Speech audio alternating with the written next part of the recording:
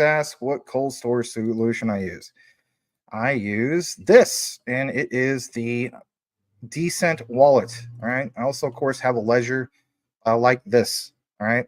You can get a discount basically from going into the affiliate link, which is in all the live video descriptions and recorded and so on. And for the Yahoos that are out there, they're like, this is just a shield. And, Will Fix pointed this out, and it's a great point. Were you aware that you don't necessarily get a discount link just going straight to the site? No, you actually have to go through a platform like this.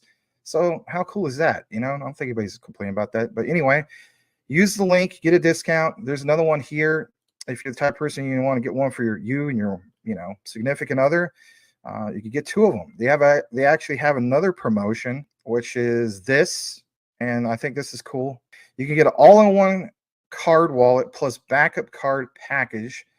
Interesting. I thought that was cool. And again, one of the main key things I like about the Decent Wallet is not having to do the red tape of jumping through all the hoops for XDC and the custom folder. I mean, Edward Vincent can vouch on that. Some of you guys can too as well in regards to Ledger. That was a pain in the butt. You don't have that problem. You literally open up your phone, it's on your app, track everything that's going on, right? And saying goes, not your keys, not your crypto. You know the drill. Check it all out though if you wish to do so. It is truly the cold storage solution that I use for the most part. There's still some on Ledger that I kind of split it up on it and so on. So it is what it is. But if I have preference over one, I'm going with this one. A lot easier to use and so on. And some people, even to this day, still ask me which one to use.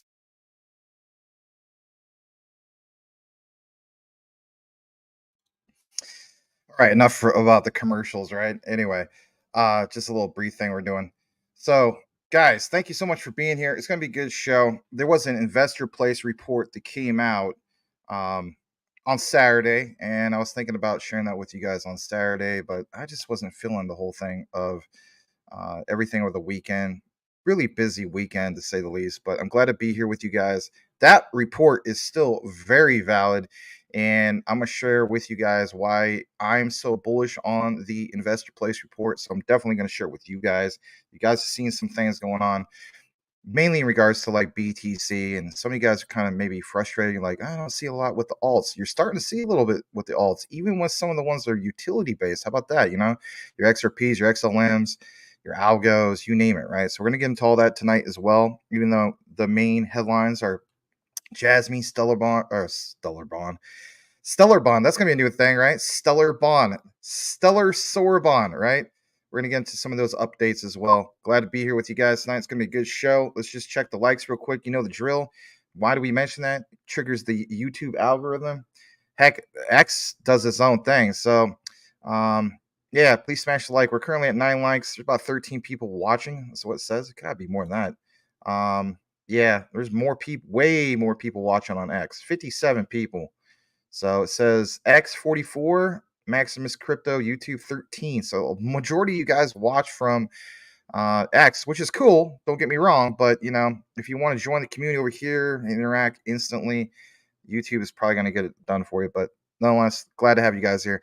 Let's kick it into the comments real quick and just recognize some of you guys that are obviously here tonight. I know there's a lot of other shows going on as we speak, so it's what comes with the territory. The show got broadcast a little bit late tonight. As far as me making a thumbnail, putting it all together and so on, but that's how it goes sometimes. All right, let's start off with the first comment of the day. I believe it comes from Brittany. Let me see. Is it Brittany? I think it is Brittany. Hey, Brittany. She says, happy Monday. Yes, happy Monday to you too, Ms. Brittany. Liking the avatar. All right. And we got Mr. Tim Shea, who sprays for far away. He says, hey, Mayor of Crypto Commissioner, Mr. Tim Shea, represent what? The 589th district of the XRP Army and his fellow constituents. What a day to represent the 589th, right? XRP went way up today. You guys know the. And yeah, me having allergy problems, you know how it goes. Spring's coming up, kind of a weird thing with allergies. I'm not the only one. Hold on a second.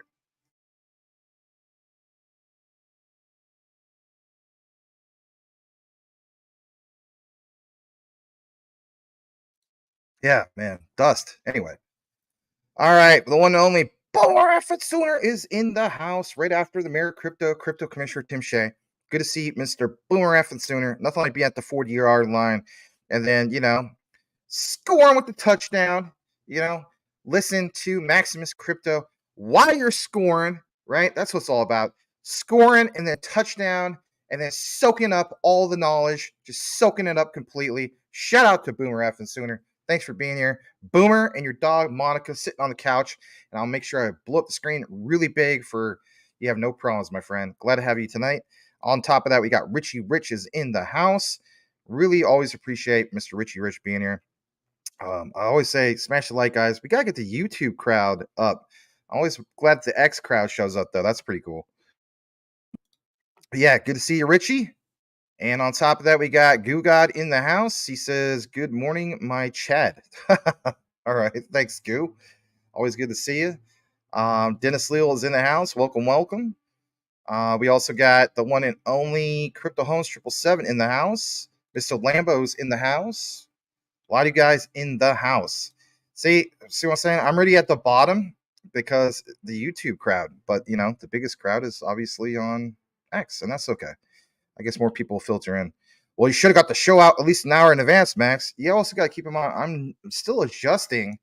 It's like for me, because of the daylight savings time, right? So Phoenix doesn't have daylight savings. So for you guys, it's still the same time, right? You just put your clocks up ahead. But for me, twice a year, because Arizona does this thing, unless I live out in the Navajo land.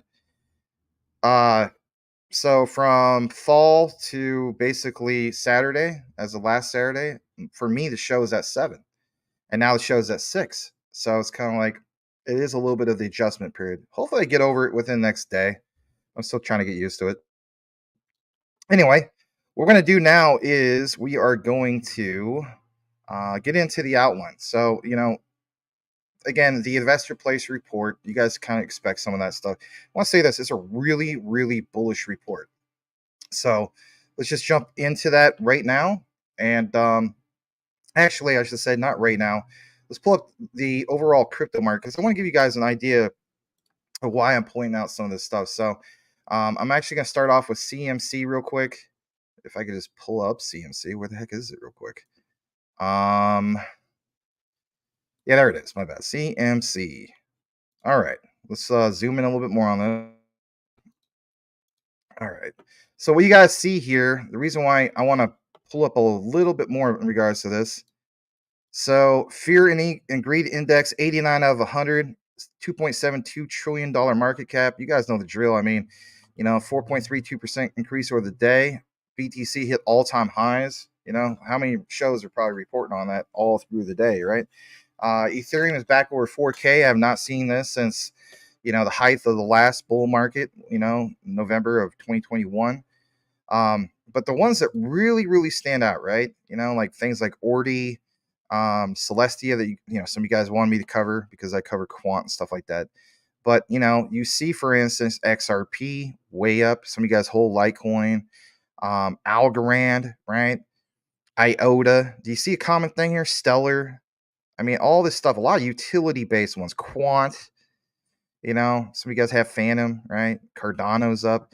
I mean, a lot of these ones that have to do with utility are up. BSV, right? We're not doing BSV tonight, but that's all right. So Hedera, so it's not just meme tokens, and that's very, very encouraging, at least in my view. All right, so what we're gonna do now is we're just gonna take you over to that investor place report because it's very bullish. All right, let's pull this up, and here it is. Gonna zoom in just a tad bit more for Boomer F and Sooner on his couch. I'm gonna go ahead and come out of the frame just to put a lot of emphasis on this. Actually, here in a bit. So they have this report, and they also mentioned some alts, but man, yeah, altcoins overshadowed Bitcoin's record-breaking week, surged higher. Again, this was over the weekend. We saw another breakout today. I mean, come on, guys, 71, 72K, that's huge, right? What's the next breakout? So I'm gonna come out of the frame. Let's put some emphasis on this report, and look what it says. It says basically, That alts are in early innings of an explosive move higher. Excuse me.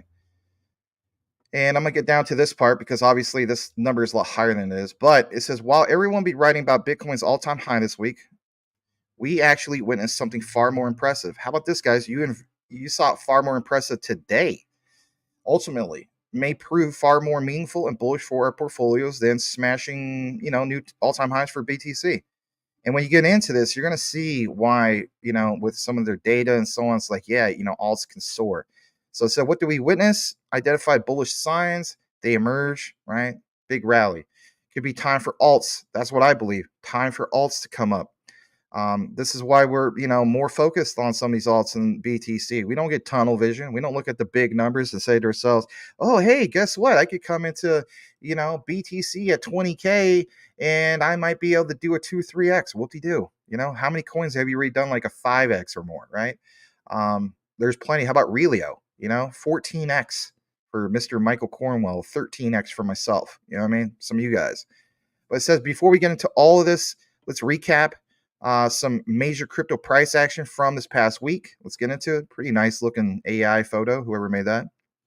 But you saw some of this, right? Ethereum is actually way up more than you see there. Solana did some big things. Cardano, biggest gainers. This is still up actually. Floki, some of the memes, right? And dog with hat. Look at that for a second. I mean, up 115%. I just want to state this real quick. Let me take a moment to pause on that. So I know some of you guys are into meme coins, and basically it's like this, dog with hat. I give credit where credit's due. Let me just switch back to this real quick. So dog with hat was the first meme coin, okay, to hit $1, right? $1. And right now, currently speaking, it's like what 206. I mean, there's still value in meme coins, a lot of hype, okay. Now, where I'm going with this is this. I'll give credit where credit's due. Mike Cornwell, I don't know if you guys have been paying attention, but he's been posting about this token Hamstar. I'm personally into it too. But you want to know something? My God, look at that. Holy crap. All right. So yesterday, this was at a penny, a freaking penny. All right. Actually below a penny. Okay. And I think I had like, total fully diluted market cap of like, I don't know, like 2,000 or something like that. I mean, the liquidity is low, but the point is that this thing went from under a penny to $1.10. A lot of you guys kind of want to get into your Pepes and stuff like that. Basically speaking, like who doesn't want to catch some of these things, right? They have no utility. I get it, right? But I'm not gonna be oblivious to the whole thing of some of these things aren't going to do anything, but that is tremendous. I mean, you got to give credit where credit's due on that. That is absolutely nuts. So here's the thing, guys. This thing has 333,000. That's it. Let me see there. I got to scroll for that. Yeah, look at this. Total supply 333,000.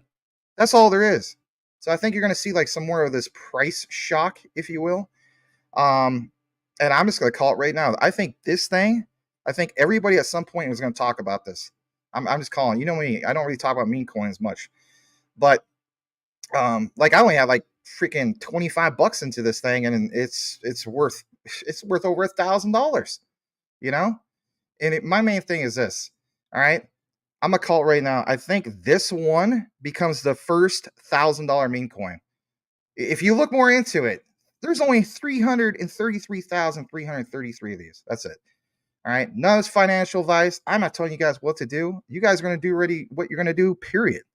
But look into it, and you guys, some of you guys, like, you look at meme tokens as it's your gamble, it's your, your justification to whatever the case be, get into, it's like a internet scratch off, if you will. But again, back to this dog with hat, first meme coin to go to $1. Hamstar, yeah, Hamstar, Hamstar. Is that the first to hit $1,000? Could be. Look into it. You get on Pancake Swap, Trust Wallet. You don't have high Ethereum gas fees. Do was it BNB with the their token, right? The Hamstar token. So you keep the gas fees low. There's That's technically gas, but it's not going to be like Ethereum. Anyway, enough about meme tokens. Check it out. eCash up 71%, right? Top losers, Caspa, Flare, Sui, Stacks. Flare actually came up today, so I was glad to see that. Anyway, we're going to get back into this outline. Let me go ahead and full screen this again. And basically speaking, what do you see here? All in all, approximately 80% of the top 100 cryptos rose this week. But again, today, guys, you are seeing a little bit of a taste of some of the utility-based ones, right? Especially the ones tied to ISO. That's super cool. So last week they were all meme coins. They all rose more than 100%. Today, come on, guys, you're starting to see a different narrative, and I think that's cool. Do we see a little bit more about that? Well, let's pay attention to it. So altcoin boom is here.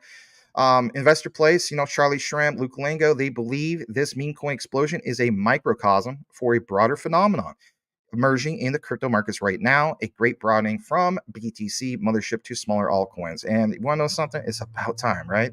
We get frustrated with this. I'll give a shout out to Rob, Crypto Future. He put out a video, recognizing some of the people from his community frustrated with the whole thing. Again, you have to be patient. I think Rob is spot on with that.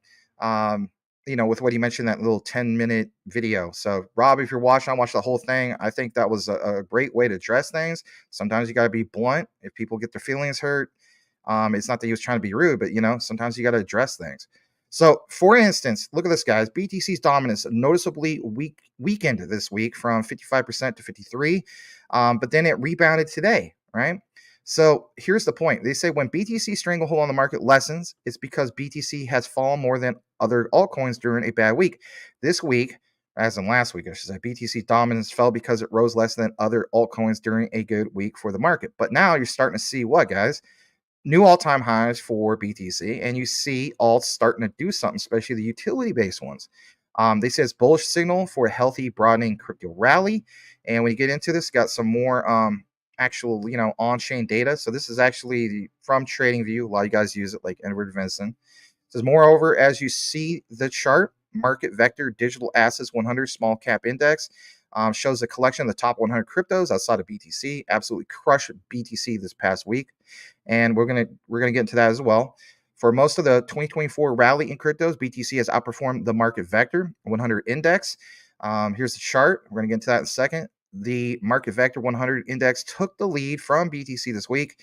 And here is kind of like what's going on with that. So it says gauge of smaller tokens beat BTC in the past month. So not just the past week, past month. The source is from actually Bloomberg. We always pull everything from there.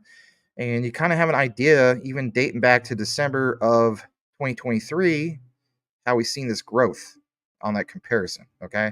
And again, Market Vector is in blue, BTC is in the white, if you're wondering, if you're having a hard time seeing it.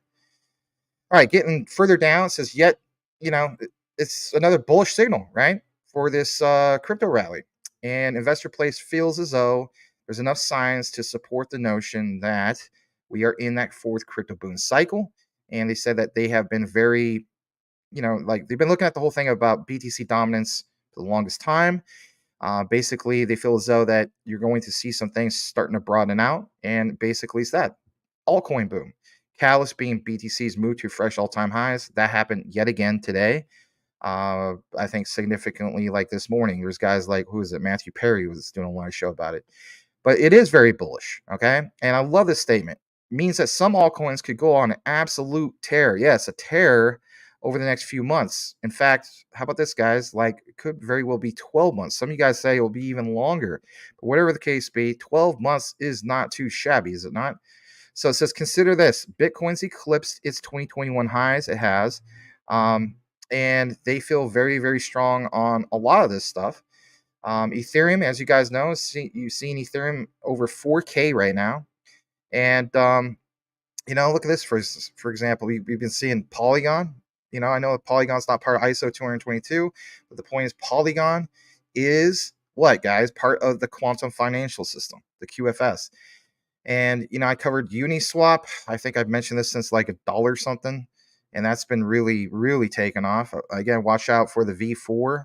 99% savings on that platform will bring in a lot of people using Uniswap again, whether there's MEV bots still on it or not. I mean, let's face it, guys. Uniswap has the most amount of selection and pairings of any other platform out there. It still has value.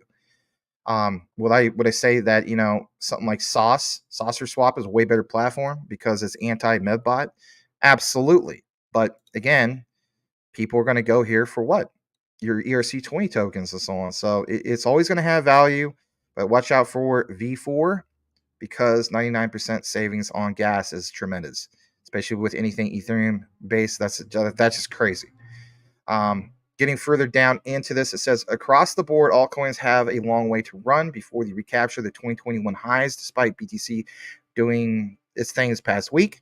And here it is, the second half of the fourth crypto boom cycle. Now, I will come back in the frame about this for a second. Let's talk about this for a second.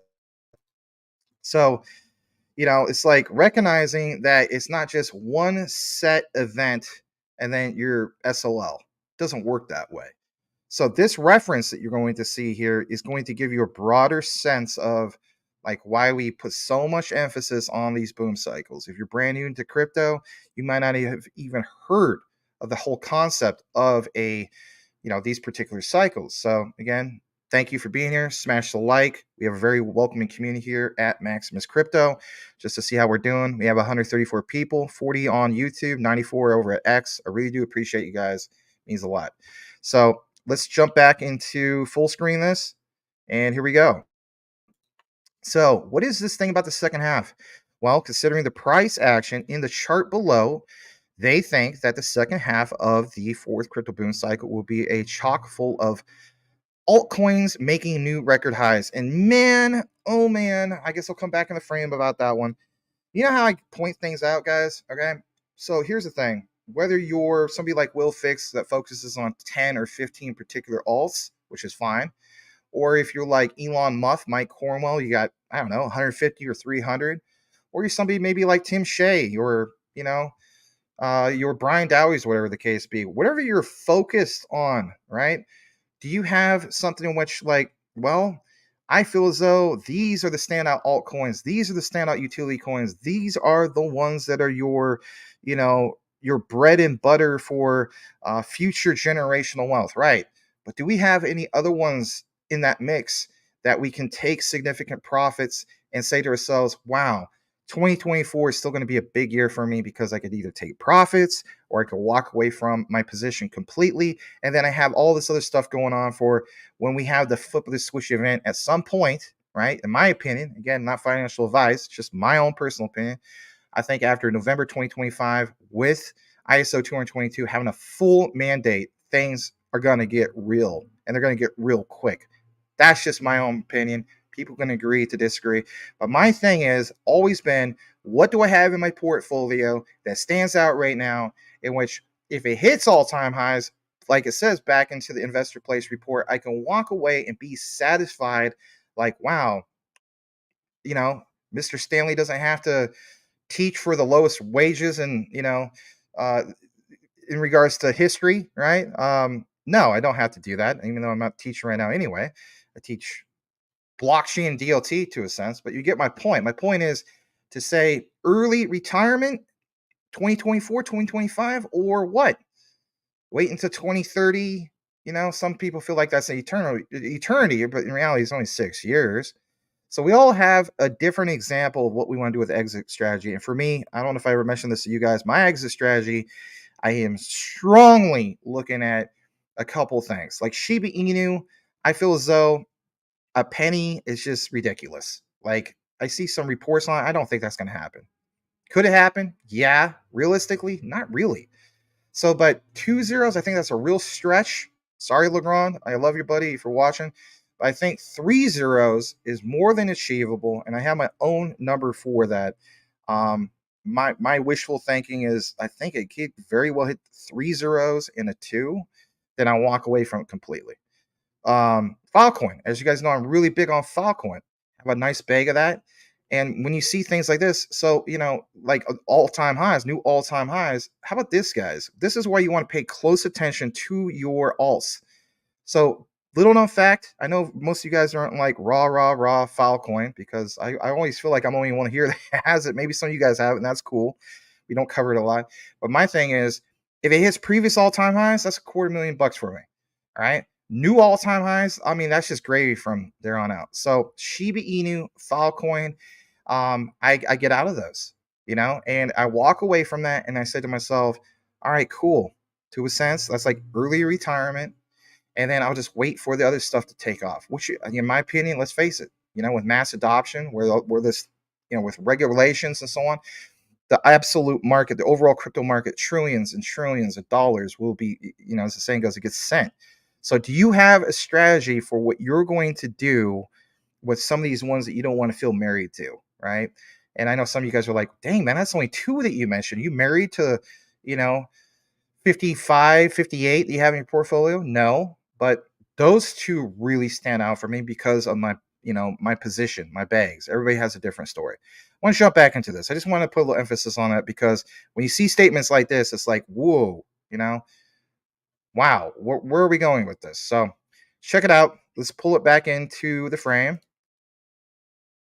And what do we see here? Well, again, from the whole thing of this chart, altcoins still far away from their record highs. But the whole idea of, like, Charlie Shrem and Luke Lango pointed out, my thing is recognizing new all-time highs and then expanding upon that. Again, back to the Filecoin example, Filecoin hit $225 last bull run. Little known fact, do you know it's about a little over 10 times its size in network right now? Yeah. So again, it's not rocket science for me, right? And I'm sure there's examples for some of you guys as, ones that you feel bullish on as well.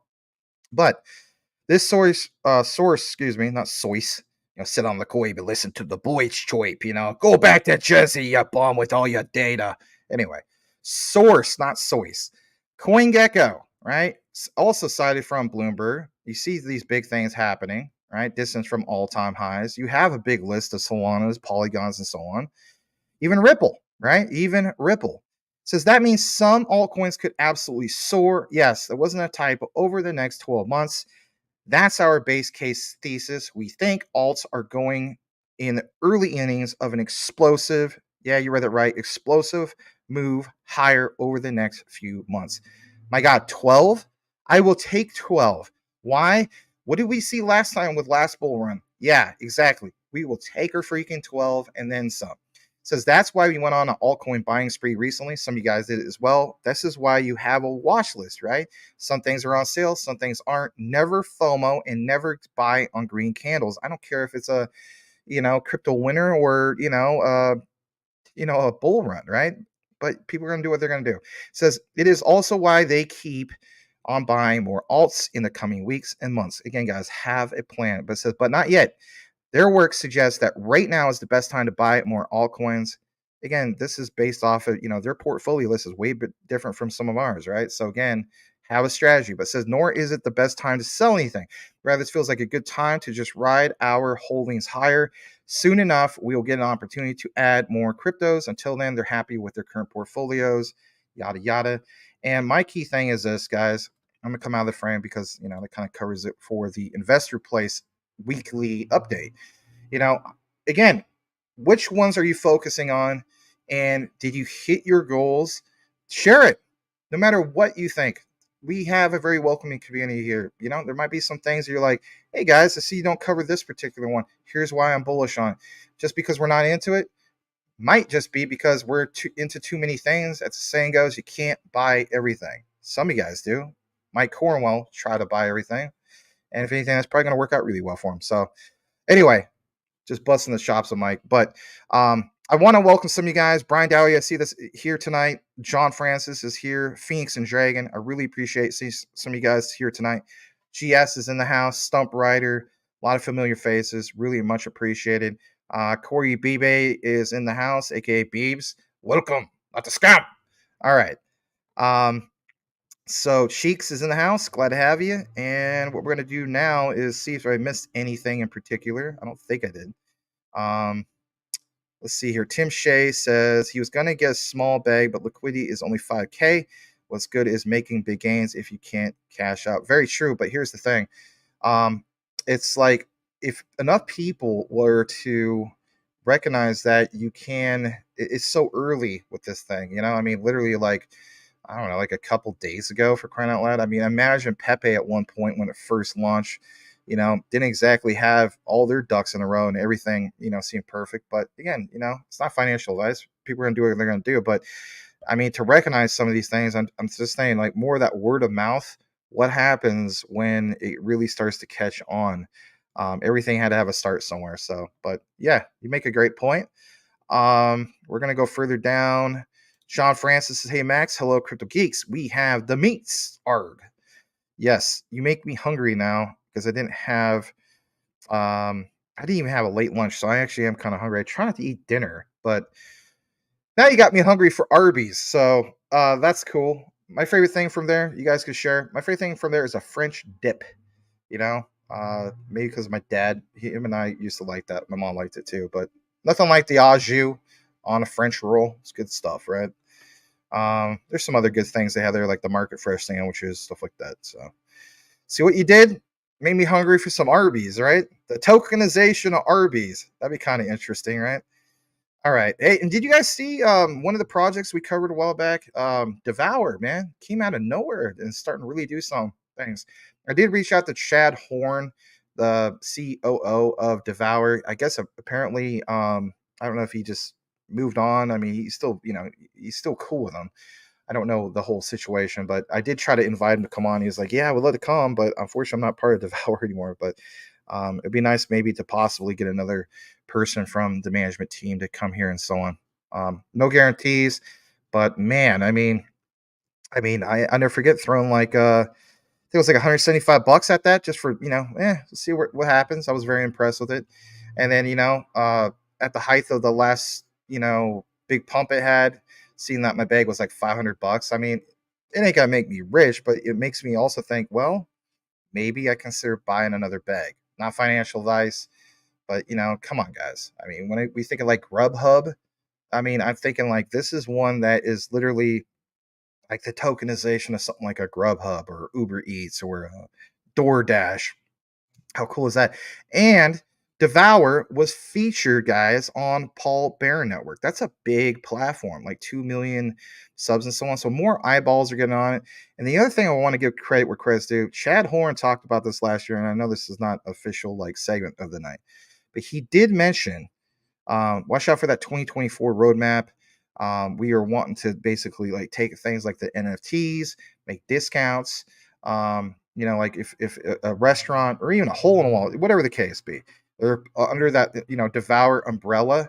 Yeah, basically use your phone and it's like you get 15 or 20% off your meal or whatever the case be, your dessert. What happens when all restaurants incorporate something like that? That's huge. And that is very low market cap. I think last I checked, about 24, 25 million market cap. Look into it. It was way up, way up. I think 500% in the last month. They of course had a pullback, so it might have averaged out 300%. But guys, come on, man. We're always talking about some of these low market cap ones. So look into it. No, I'm not paid by them or anything like that. I just get credit where credit's due. We had them on twice. Yes, it was with the old channel, but you know, it's nice to pay attention to your portfolio. So that's another thing I want to point out real quick before we get further into the coverage tonight. If you have a lot of coins, right? A lot of coins, tokens, and so on, like we're saying, like over 100, and you don't have something to keep track of it, then you will have an example of your devours that all of a sudden do something, and then how do you know what took off? This is what I love about CMC. You could put in all of those all at once, and then whenever it pops off, boom, you'll see it immediately. That's why I use CMC. I know some of you guys use some of the other ones, and that's fine, but just have something to keep track of it because you don't want a case where it's like, man, this thing with the all-time highs, but I had no idea. And then you come into it after a retracement, and you literally lost. And I've seen examples, guys, because this happened with SHIB. Didn't happen with me, but it happened with SHIB with some other people I've seen. And they're like, oh man, I didn't know SHIB took off to, 4 zeros, 89 or whatever it was, or 88, and then they come back into a couple days later, they hear about it in the news, and then that retracement of, 4 zeros, 50. Okay, you just lost 38 grand if you're somebody like myself that has over a billion. I just use that as an example. That is gonna hurt. That's gonna hurt big time. All right. All right, let's get back into the comments. A few more, you guys. I do appreciate being here. John Francis says concentrating more on quant. Yeah, you just gotta be patient with that stuff. I mean, look at quant from the perspective of it. It's like we talked about our second chance investing into BTC at around $100 back in 2013. How about an actual chance of investing into the next era of the internet? You know, Web 1 back in the 90s, AOL dial up. Oh, God, give me a break. I don't ever want to hear that annoying sound of, using dial up to connect to the internet ever again. And then going from the next era of like your MySpaces, your, Facebooks and so on. Some of us did get to invest in that, but most of us didn't. I look at quant like that perspective. I am investing into the future of Web3 that connects literally everything of Web3. APIs, whether we're fans of CBDCs or not, let's face it, most of us aren't. But the whole bigger picture, metaverse, you name it, the Kia APIs, and then that's just scratching the surface, right? Tip of the iceberg. All right, let's read a couple more. John Francis says, if QNT gains adoption, I think we'll reach levels unseen. I think here's the thing with QNT. Some people say gains adoption. My thing is, I think it's going to happen whether retail realizes it or not, right? They're focused just like Ripple's not even on retail anyway. It's like it's literally your plumbing. So it's like they're doing everything with the ones that count. And then the ones that count, I'm talking about the institutions. Some people say, we don't count. Of course we count. But looking from the bigger picture, I'm actually glad that they focus more on the institutional side because, in my opinion, that is the bigger money, right? That's where the real money is at. So all you guys are saying, what's up to River? Sorry if I missed your River. Glad to have you here tonight, brother River. I don't know if Blackwood's in the house. I always think of, when you see River, you guys say what's up to Blackwood, vice versa. Like if you see Tim Shea, where the heck is Brian Dowie at? That type of thing. So and that's just the way it is. And another weird thing I do, I don't know if it's because their names are in green. So Stump Rider. Whenever I see Stump Rider, I immediately think, okay, where's his brother GS at? Even though you guys are probably not really brothers. You get what I'm saying? It's just a weird thing. I'm like, I always pair you guys up, and look, boom, GS. So interesting how that works. All right, what we got is Phoenix and Dragon in the house. Elon Muff, Mike Cornwell is in the house. Glad to have you. And let's read this statement from Phoenix and Dragon before we kick it back to the outline. USDT Tether going to Cello or CeLo. I've always wondered, is it Cello, CeLo, tomato? Anyway, ETH Fusion with Cello. I'm just going to call it Cello because I'm a huge, little known fact, my all-time favorite James Bond movie is The Living Daylights with Timothy Dalton. I thought he was the most accurate Bond when it came down to it. And I know I'm in the minority about that, but if you read the actual books back in the day, I always thought he was the one. If you had to pick one that actually would be more like Bond, he was more the serious Bond. But teach his own. And of course, the whole scene of riding a cello, through the Swiss Alps, and I don't know, it's just a cool movie, and Miriam Diabo is not too shabby. Anyway, all right, back to crypto. USDT liquidity coming to Cello. Well, maybe, who knows? Interesting. I always thought Cello was solid. I never got into it. But I know some people like their rule of thumb is, Cello, Sologenic, Corium, like that, Anyway. Let's see here. Hamstar's now $1.14. My God, really? That's $1.27? Really? A little bit of okay, hold on. Let me see. Let's see what Mike Cornwell's talking about real quick. $1.24. And I understand, we're not gonna be able to completely swap that to that, but that's crazy. That was literally under a penny yesterday, guys. Come on. I mean, So anyway. All right, let me stop the screen. Thank you for that update. Beebs. Oh, I'm going to do it. I'm going to do it. We're going to read this real quick, and then we're going to get into, the coverage. 200 people here right now. Thank you so much, guys. 61 on Maximus Crypto and 139 on X. Total 200. You guys rock. I really appreciate both communities from X and so on. Let's see how we're doing on YouTube real quick. It says that you guys have 62 over on YouTube, 34 likes. We could get all the guys on YouTube smash the like. We'd probably get up to over 300 tonight's show. So be very cool. All right, let's read in a stereotypical Corey B-Bay voice. Max, I like Filecoin a lot, and they had a very strong performance last cycle. Any thoughts on a similar project called Crust Network? Yes, you got to be crunked out, crusty cream, rubbed in my butt with the Krispy Kreme donut. You know you love my donut because it's so fresh. Wow, Corey B. Ray, that's interesting. You don't like Dunkin', huh? All right, they also had a strong 21 high of 179. Today it's 182. That might be one that we recognize as simply on sale. Crust Network. So you said I like Filecoin. Check out that. That seems like opportunity. Not too often I actually write down ones anymore because I mean it's just I'm already stretched too thin. So Crust, what a name, Crust. All right, I'm gonna say that and I'm gonna call it Corey Beebe request. Corey Beebs request for research from the Racecraft Consortium. Let's go. All right, gotta say it like that. You don't say it any other way, you got a problem, right? All right, well, interesting. All right, we're gonna go just read a couple more, and that's it for now, and then we'll kick back to the outline. Phoenix and Dragon says Endgame is Stellar everything coming to Stellar. XRP banks, XLM people, XLM money. Well, yeah, okay. And we got Baby G from Rob's show to Max's show. So much Jasmy. Ah, cool. Very, very cool. Well, shout out to brother Rob. You know, great content creator. Glad to see he's doing a lot better. And you know something? His thumbnails look amazing, right? How about that? How about that? All right. Enough about that. All right, Dennis Chong, welcome. All right, what we're gonna do now is we are going to get into the next part of our coverage, and it's basically, you know, covering the one and only what, guys?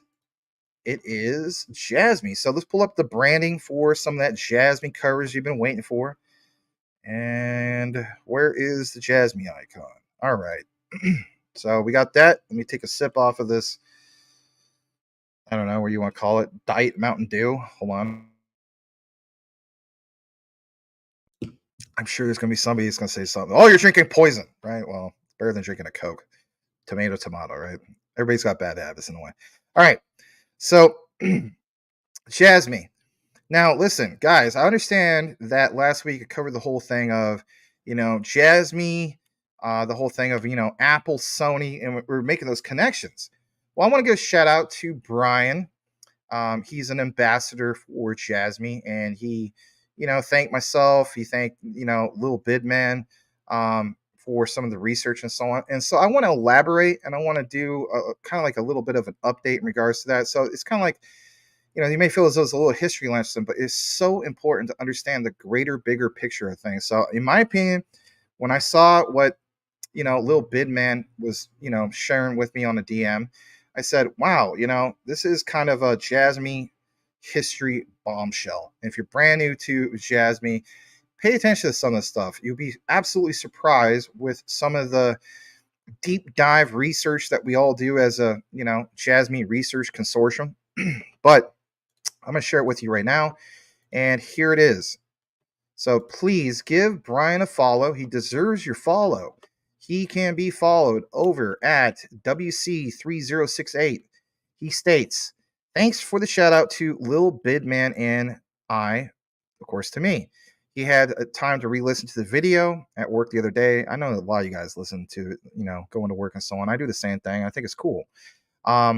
Even shout out to Zippy. Apparently, Zippy covered this back in 2022. But the key thing is that, whether it's in the past or present, bringing it to you guys, there's a lot of new people for Jasmy, right? So he says he found this Chinese AMA with Hara from 2021. Were you guys aware of this? Look at this. This is good stuff. Why would anybody bother to update us, right? Well, 2021, back a couple years ago, with a few fun quotes as well regarding Apple. Look at this quote. Our vice president at the time, Yoshida's not with him anymore, but he's still like an honorary advisor. Our vice president, Masanobu Yoshida, initially worked on hardware development at Sony and later served as a managing director of SoftBank Mobile, personally leading the overall technical aspects of the initial launch of the iPhone in the Japanese market. You don't think there's any connections to any of this stuff? You'll be surprised. Yoshida did this with Masayoshi Son of SoftBank. And of course, SoftBank is, guys, what? Very heavily invested into Jasmy. So It says user question one: can you talk about the progress of Jasmy's experience in Hokkaido? Again, this is an older AMA, and then it says guest response in Hokkaido. A dedicated department of the government has been established to conduct road tests. Before the snowfall, people have already taken actual rides, which is very convenient. Advertisements can be placed inside the vehicles, and with the completion of the new baseball stadium in 2023, everything is progressing smoothly. We are currently advancing our collaboration with Apple and believe that an agreement will be reached soon. Well, some people are like, well, what happened with that? Did anything materialize right with that? Well, no. It says we still haven't received an answer to what was, in that regards, as far as he's aware. There's Dip Metaverse, who's obviously gone to Japan, met Hara. And so it's kind of like it kind of leads you into the whole question like, well, did anything happen with that? Is there anything in regards to maybe they can't mention anything, NDAs? Maybe the next step is they can't mention anything in regards to that because, the whole thing of maybe the super wallet and stuff like that. And then, that's all thing that everybody has to take into consideration. Doesn't mean it goes away. Doesn't mean necessarily you see somebody like Hara is just like, no, it never happened. Maybe he does say that. But there's more to it than just this. Because I want to just leave you guys with this. That'd be a little bit ridiculous. Kind of silly, right? So I want to jump into this next part. And here is the actual article. And you're going to find some things that, in my opinion, it's kind of interesting when you try to connect it all. And you guys know me, I try to do stuff like that, right? So let's full screen this. And what you see here is, again, this one from a little while back. Jasmy, Japan's leading blockchain project that combines the Internet of Things and distributed storage. Again, your key word is what? Storage. Getting down into this a little bit more, it talks about this theme. Jasmy's Japan's leading blockchain project that combines the Internet of Things and distributed storage. Then go down to this part. Jasmy, Japan's leading blockchain project that combines the Internet of Things, distributed storage. Invited guest, which was Hara, goes on to explain this whole thing with this moderator, and they kind of question him on, the whole thing, the relationship with Sony, all this stuff. But the key thing is recognizing that, he references Ondo. You see the whole thing of, talking about the history of, Ondo coming from Sony and recognizing that there is really something from the past. And we cover this, right? Tadashi Morita, the whole thing with Felica. So look at this for a second. It says that Sony Computer Science Laboratories, right here, headquartered in the United States, single-handedly guided the development of core encryption technology of Felica, right? Again, back to Morita, Tadashi Morita. And it says Felica's tech was widely used in Japan for nearly 30 years, but there was never been a single security incident involving information leakage. Now, I'm going to come back into the frame for a second. Why is that so significant for us in the now, right here, right now, in the future Jasmy? It tells a history lesson, a profound history lesson that you have, for instance, what? You have this guy, Tadashi Morita. He's already been there. He's already done that. And to have that type of record of 30 years without any type of data leakage, what does that do? Again, guys, don't overthink it. The internet of trust. Gilbert Verdian always talks about the internet of trust. We can have the greatest product or service in the world, but there's no real trust layer. You really don't have anything. So you have that sense of, as the saying goes in Japan, a sense of honor, a sense of trust. They have already established that, look, we've done this. For all the people that never really properly researched Jasmy, you can always see those guys a mile away. They'll say, well, there's not much going on. And now we see things finally going on. And my other key takeaway is recognizing, like, wow, it's more than just recognizing what's going on. It's an action, it's a reaction. Bills going into acts, they become laws. And then you see big things like, wow, Taiwan, Hong Kong, investing into Japan, semiconductors, CMOS image sensors, the Internet of Things. So it's just, you want to look into the things of the past to give you an idea of not only for the present, but where we're going. Jasmy, the Bitcoin in Japan, are you settling for paper handing your Jasmy for a few extra bucks? Or do you actually legitimately look at it, kind of like back to the investor place report of altcoins will soar and there'll be ones that will produce, for instance, the generational wealth? I don't paper hand Jasmy. No way in hell would I want to do that. I recognize this is one of the most solid projects out there in the space. And like we mentioned before, for over a year now, right? Almost a year and a half, Jasmy should be the one to go first. And it literally is. So look at this next particular part of what we have on the outline for you. And I'm going to take you back to this whole thing. And again, thank you to Lil Bidman and some of these other guys for providing, obviously the content. But, we're going to pull this up as well. Okay. And yeah, 30 years.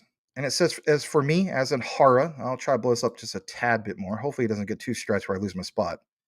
Sometimes that does happen. All right. All right, here we go. Hara goes on to elaborate on this just for a brief moment. And the reason why it's so significant is he says, as the CFO of the company, he is also the only person who is not from Sony. Interesting. Previously worked, of course, 11 years for what? As an accountant for, Japan's KPMG, one of the world's 4 largest accounting firms, and is proficient in finance, taxation, auditing, and IPO and IR related businesses. There's more questions, but I want to highlight this. He says the IoT encryption plus distributed management platform, Jasmy platform, we built is to create and implement a data environment that allows everyone in the world to use data conveniently, safely, and securely, and provides technology basic services. Well, if anything, not having any leakage, that's great. Look at this for a second. We pioneered the concept of integrating IoT encryption. Blockchain tech enables you to be able to provide cross-industry, cross-field data platform services to users around the world. In Japan, we have already cooperated with large companies such as Transcosmos, the newest one, which is what's it called? Cairo Shishi or something like that. But yeah, look at that. Transcosmos, Toyota, Panasonic, WITS, autonomous driving, smart cities, again, the whole thing of Society 5.0, and then have IoT data platform services. Now, as I got into this is again back towards Lil Bidman's research. You have to recognize this, and we will take you back to this for a second. So, again, the beginning. Look what it says here. Jasmy's leading blockchain project that combines Internet of Things and distributed storage. And this was when again? I believe this was like a couple years ago, right? Something like that. Yeah. Then when you go to the Sony thing, okay, look at this again from Lil Bidman, you will see why this is so significant. Because back to this, music and film video content will be digitally distributed storage. And when was all this stuff mentioned? Do we have something in regards to that? Yeah, March 29th, 2001. Talks about, let me zoom in a little bit more for you. What does it talk about, guys? A new group structure for the next stage of integrated decentralized management. Decentralized management? Back in 2001? Transforming Sony into a personal broadband network solutions company. Might as well just call that personal data locker. If you really think about it. Yeah, don't overthink about it, right? What the heck? Great find from the one and only Lil Bidman. Shout out to him. You know? So I thought that was big. And here's the highlights from that. This is again from his DM. Might be a little hard to hear. I'll read this for you. So the highlight from what you just saw, instead of me reading the whole thing, back in 2001, on March 23rd, 2001, establishing a net bank. Sony was granted a provisional license for its planned internet bank in Japan, which is targeted at personal customers. Huh. Interesting. Personal customers, personal data. Are you understanding the bigger picture? It was all inceptual. There was an inception of this many years ago. Inception utilized. Maybe that's a word. Maybe I'm not saying it right. I read too much sometimes and I get all garbled sometimes. I apologize. It says it is planned to establish Sony Bank Inc. on April 2nd, 2001, with the view to obtain a full banking license and start operations June 2001. So, can we just talk about that for a second? Can we please talk about that for a second? So, as you guys know, I cover the Liechtenstein Exchange, LCX, Javolo Burst, right? The key thing is, what is one of the most biggest selling points about LCX? They're literally creating, as Mike would say, Mike Cornwell, their own bank. What about one, instead of creating your own bank, you already created a bank back when? 2001, long before Bitcoin. Long before Bitcoin. And see some of these things, the connections, SoftBank, Jasmy, heavily invested. Why is that? Because they reestablished that Sony connection when? Back in 2001. Interesting. Get back into this from the little bid man, um, you know, outline. So this next part, electronic money service. Look what it says. In cooperation with SFI, NTT, yes, NTT, Docomo, Toyota Motor Corporation, Secure Bank, and others, Sony has established BitWallet Inc. Interesting. BitWallet? And this is in 2001? What? Yeah. Okay. This company will utilize Sony's non-contact IC card technology. I come back in the frame on that one. Technology, raise the roof. Oh my gosh, look at the history lesson on this. Bitwallet company utilized, non-contact IC card technology called Felica, which guarantees high levels of security and speed data transmission to provide what? The prepaid electronic money service, which is EDY, full service in Japan, will start from October 2001. What happens? Okay, guys, think about it. Don't overthink it. What happens when we get to the whole point of, okay, this law was passed, right? And we get to the whole thing of full service with what? A personal data locker. You don't think that Felica was that big of a deal? That was another era of the past. Fast forward to the new era. Fast forward to your entry point into Jasmy. If you feel as though you're too late for Jasmy, I will agree. And I think it was Stefan Crypto also mentioned this. Shout out to him. Again, he probably has no idea who I am, and that's okay. It's not about that. But he did mention when somebody asks, are you too late for Jasmy? There's some of you guys watching right now. Am I too late for Jasmy? My answer is no. I will agree with Stefan Crypto, and that is because of this. The KPI targets is $17, even though it seems absolutely bat crazy when you hear that and you're like, there's no way because of market cap, blah, blah, blah. Understand this. There's a difference between cryptocurrencies that are tied into utility, and there's ones that are different when it comes to mass adoption, mass utility, because it becomes the what? The standard. And the standard for who? The standard for Japan. 30 years, Felica was basically a standard and didn't have one single freaking bit of leakage. That instills confidence, and that also tells the people of old, new, present, and moving forward, we need to get behind the one that is the all-in package platform. And that answer basically is who? It's Jasmy 110% when you look more into it. And that is absolutely massive. And I love how we have people from our research community who understands the greater, bigger picture of things. Now, we talked about the whole thing of this. And if anything, I'll just state this. All right. We're going to take a brief pause because now we're going to get into the next segment. So if you're watching this on the recorded later on, that was big. I had to do a better job of chopping these up more instead of doing 1 hour deep dives and so on. So if you like that, you want more information, we're going to get to the next part of Jasmy. Shout out to Level 8. Expand a little bit more in regards to Felica because he has a great reference. He talks about how Felica is, in fact, a hardware wallet and also can handle KYC via, for instance, a pure personal data locker. And what's the next stage for Jasmy coming up, guys? Come on. You know what it is. This is Super Wallet. That's what I'm talking about tonight. That's why I think it's big. So what we're going to do now is going to jump back into the comments, see what you guys have. And there's a lot more to it than what meets the eye. All right. Great crowd tonight on both, especially X and even, YouTube.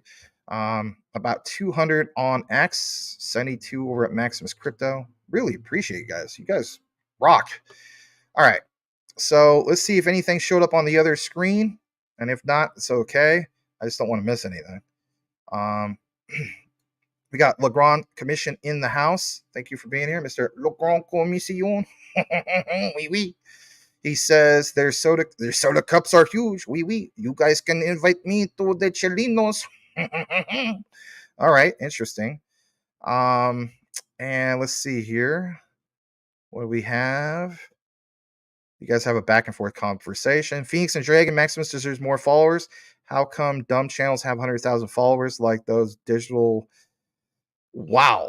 I like to say that on the live, but I know what you mean. That's funny. Brothers and that bearable. What the heck? I don't know who that last guy is. That's funny. Lorenzo's back. Welcome back, or Lorenzo. And I don't know. You guys having a good conversation. Okay. That's good stuff. Um, Talking about Crust Network. Yeah. John Francis, wow, DPay should get with Arby's. Max can be the spokesperson. We have the meats. That would be cool, huh? All right. All right. What I'm going to do now is I'm going to go back in the other direction and see if there's anything I did missing. Yeah, Bobby. Welcome, Bobby. Looking pretty sharp. Actually, isn't that what's his name from the actor? Yeah, from one of my favorite World War II. I own the whole collection, Band of Brothers, right? Lieutenant Dick Winters. But yeah, Devours Deep. Absolutely. I just think it's a low market cap gem. I mean, come on, man. It was up 500% for the month. It's like, give credit where credit's due. That's awesome. I didn't throw thousands of dollars at it. I probably should have, but I didn't.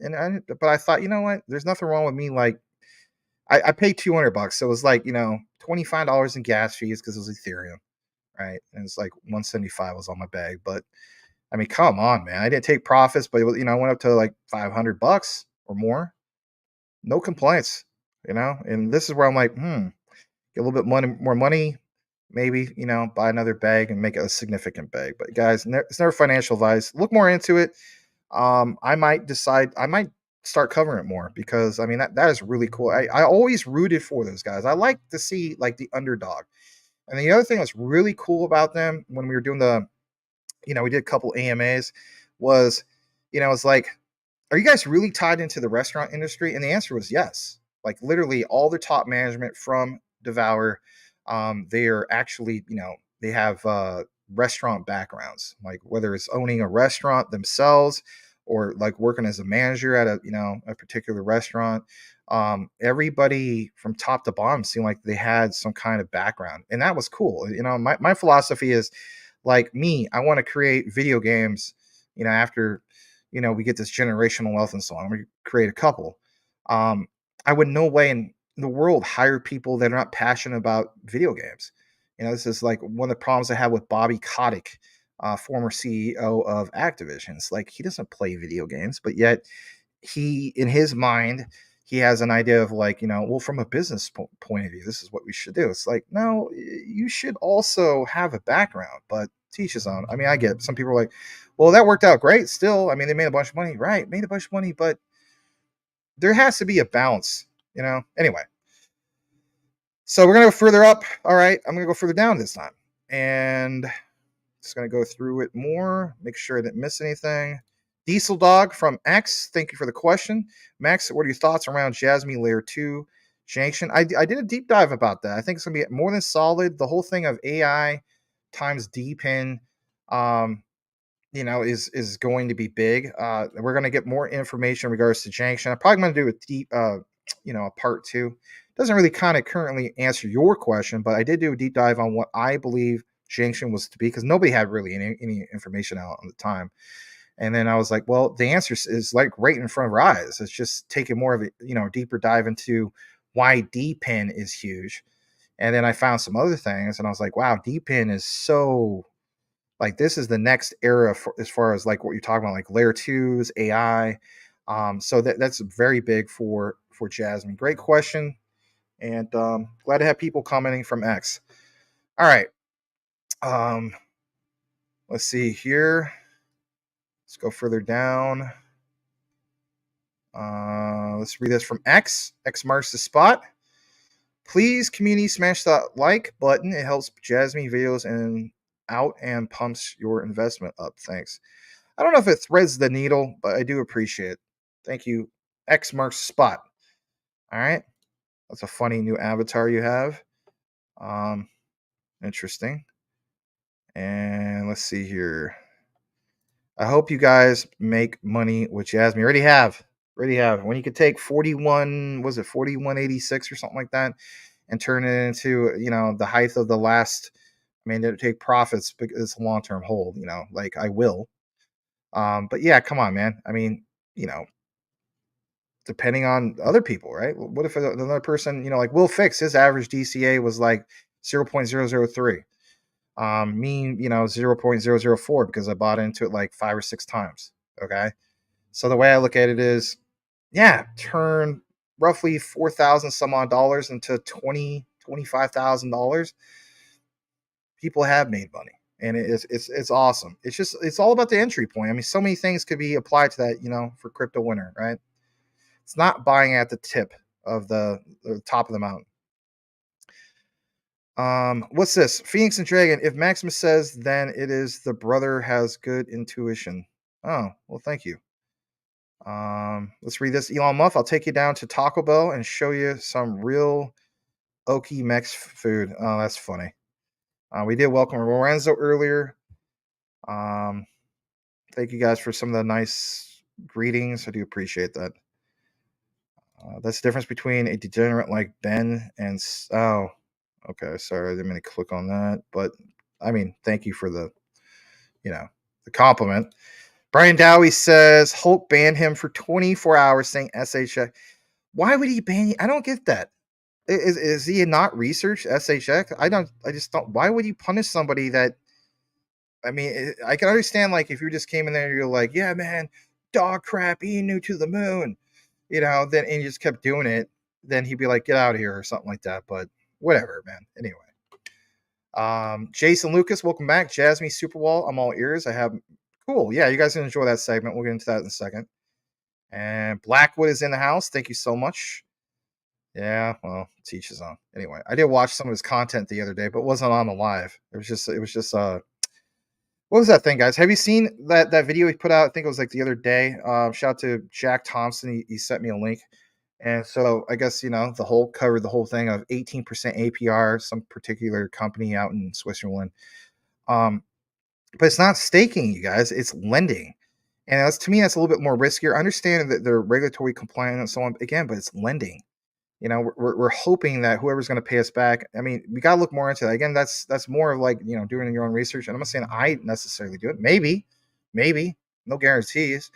But my thing is like, what kind of insurance does that platform provide? That's what should be looked into. What kind of insurance? If it's only a case like, you lend. This is a crazy example. Like you lend $1,000 in XRP and they only insure you for like 75% of that bag. Is that really worth it? Because yeah, you're going to earn a yield of 18%. I understand that's part of the whole thing of like, well, with more risk is more reward, but come on, man, it's freaking XRP. Like, I would still wouldn't do that. I would like to look more into that. If anybody has an answer on that, by all means, share that. But I thought it was an interesting video. I mean, it was nice that he found it, and I didn't have to listen to him stroke his ego for 20 minutes straight before I got some of the alpha. That's why I watch his recorded. But that's no knock on him. But that's just reality. You guys know that yourself. Anyway. GS Brian, his mods wear glass. Oh, geez, I'm gonna stop reading, pulling out some of this stuff because I mean I don't really try to go after other content creators, but it is what it is. All right, what is this? Maximus, bro, you know him, the bearable bull with. Oh, jeez, you guys are hilarious. You guys are funny. You can go blankety blank. Okay, um. This is where I get some of the criticism for you guys. Max, stop sticking up for Hulk. He would never stick up for you. That is very true. I don't know why I do that. So, anyway, it is what it is. Okay. All right. So what we're gonna do now is simply get back to the next part of the coverage. Hold on a second. And thank you so much. We ticked up to 300 on the live on both particular ones. Let's see how we're doing. On X, we have 233, and Maximus Crypto 68 on YouTube. So, guys, you rock. Again, I don't know what it is on Twitter, sharing it. I don't even know if there's such a thing. Well, there is likes. I forgot about that. Repost, reshare. But even you guys, the OGs here at YouTube, thanks, guys. Really appreciate hitting that like. All right, let's go ahead and get the thing back on for branding, all that good stuff. Everybody likes the idea of talking about the Super Wallet. Let's face it. Do I have anything solid in that regard? Well, try your own conclusion. All right, so when this gets chopped up later, it'll be a completely separate video. I'm trying not to do so many 1 hours. Sometimes I just naturally do that. It's the ex-teacher side of me, right? That's just the way it is. So what we're gonna do now is clear out some tabs just real quick, kind of get this prepared for you guys. And yes, let's get into it right now. I want to give a shout out to the one and only Level 8. He does a really good job of keeping us all informed with research and so on. And if you follow him on X, it's just a simple thing of clicking on the thing to translate the tweets, right? It's not that big of a deal. But here's what he has. And, you got to appreciate that somebody's trying to give us some more info, right? So shout out to the one and only Level 8, and also our brother who might be in attendance tonight, the one and only Icy Amphibian. What does Icy or Level 8 have for us? So this interpretation says, although Felica, because remember how we were just talking about it on the previous video / segment, it says although Felica is a hardware wallet, can it also handle KYC via personal data locker and payments using crypto assets and stablecoins? Jasmy Super Wallet Strong. Now, my thing is, I think the answer is yes. And I want to get into why I think this answer is yes. Because let's face it, guys, there's so much bullish insights. Shout out to Rob, Crypto Future 99. Give him a follow if you haven't done so already. He made a great point on his 10-minute video that was from earlier today. And that is, guys, we're not at the Bitcoin halving. We don't have the super wallet yet. We don't have, this layer 2 with Optimism. We don't have the Web3 storage solution with Polkadot. All these things are not even here yet. And yet you see, this thing was up over, was it 300% for the year? And we're only really early into the year. Rob's 100% right. So my thing is, recognize a little bit more about this, and as we get into it, okay, you will see here this was back in September 9th of 2020. Now, I will try to make this a little bit bigger for you guys, so let's just zoom in a little bit more. Not to the point it's going to be hard to read, but just make it nice and big. So here it is, this report. Why reference something from a little over 3.5 years ago? Because you need to see what it says here. This is crazy. It says, smells like Super Suica. Sony unveiled at that time next generation for Felica. Now, do I have your attention? I think I do have your attention. Because earlier on the other video that's going to get chopped up, what was referenced was 30 years. Felica was literally the standard. Tadashi Morita, Felica, Sony, Tadashi Morita. What? Next era, Jasmy. That should catch your attention. Because when it says next generation Felica was mentioned in the September 2018 next generation Suica, aka Super Suica, it kind of makes you wonder why they call this thing the Super Wallet. Now, some people are going to say that's a stretch. Here is the thing. It's not so much of a stretch.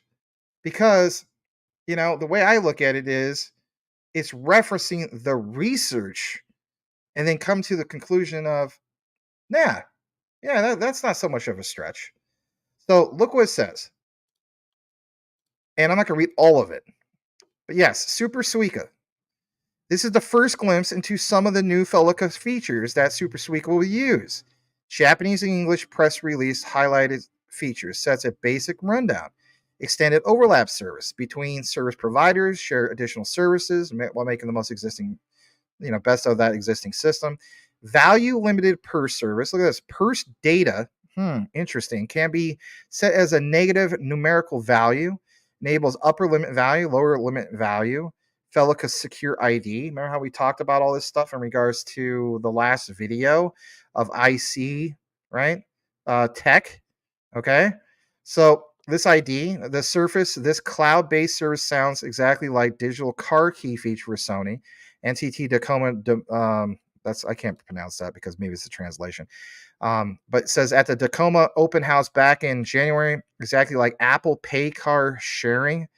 Again, you guys think not you guys, but some people on the outside just think that everything we mention is just hopium and it's a prayer. But when you look more into it, it's like, yeah, there's actually something that's kind of solid that you want to look more into. Um, this part, web service functionality that relates to this thing called NFC Tag Mass Suica. Now, for some of you guys who are new, what is Mass? Mobility as a service, right? And how many deep dives have we talked about that? So, web service functionality, car features, Sony, and this part, cloud-based service. Again, guys, this is everything that's part of the Jasmy roadmap. This is why I'm pointing it out to you. This is why I think people like, Level 8 pointed out to you, right? How about this about additional security? Look at this for a second. Yeah, this whole thing of integrity protection option for cost-bound system solution where use cases where high priority is given to high-speed transactions while meeting the required security needs. Last but not least, higher transaction speeds. The new chip also compiles with public transportation IC card.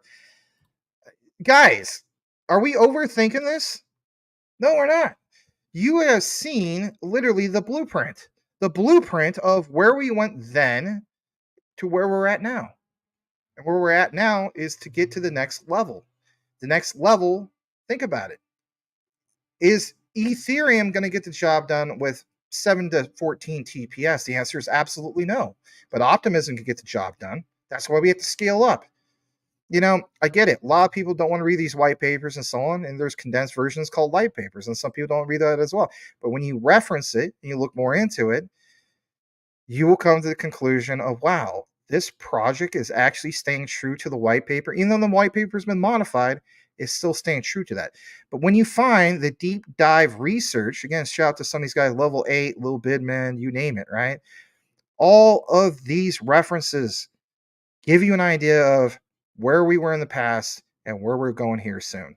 So I think that is worth pointing out. Now, of course, it's not just there. That's not all we have, right? I want to point out some of these other key things. Call it metrics, call it whatever you want, right? Here's this. Let's full screen this as well. Look what it says. There's this whole thing of, I think I'm full screen. Yeah. There's this whole thing of a new hardware chip, NFC Forum, Type 3 tag compliant, and it works with NFC Forum certified devices. Think about this, compliant. They're always talking about ISO 222 or ISO TC 307. Or about the other example the other night, guys, ISO with IEC compliance. So you have to be compliant. Who's the one to be, regulatory compliant from the get-go, from the beginning? It's Jasmy. And to go into Web 3, yeah, their ducks are all aligned. So this next generation of Suica is sharing resources and services to reduce cost. Right out the bat, they have this extension overlap service that looks exactly what Suica hopes to do, host other transit company commuter passes and reward points. Guys, think about that. What is that right there? That's Jasmy and the DD token. Remember how we talked about that? Being able to go on like a bullet train and get a reward. So think about the utility. Think of the era that you're now going to be in here soon. The new fellow Japanese press release graph illustrates this. It's almost like dual mode services in a single mode card. Think next generation Suica is going to leverage the crap out of it. Yeah. You know what's really going to leverage the crap out of it? Because when this was, I guess you could say, written back in 2020, was Jasmy a public offering? No, not really. I mean, it was still being worked on, right? So your main takeaway should be action, reaction. What is the reaction based off where we're going? It's Web3. It's the cloud solutions. It's the, these layer twos we're going with optimism. It's everything that you literally see on this rollout for this roadmap and where we're going with it. Sure, we all want all the deep dive answers in regards to Junction and so on and deep in and so on. But you know, when you look more into it, it's like this guy is connected to this. Who's that? Tadashi Morita. He worked on what? Sony Felica many years ago. 30 years being the standard. No data leakage. That's profound. That's amazing. Get into this next part. Let me pull this up. All right. This is a little bit back to the whole thing about Apple. Remember I was talking about Apple the other day? Sure was. Let me pull this back into it.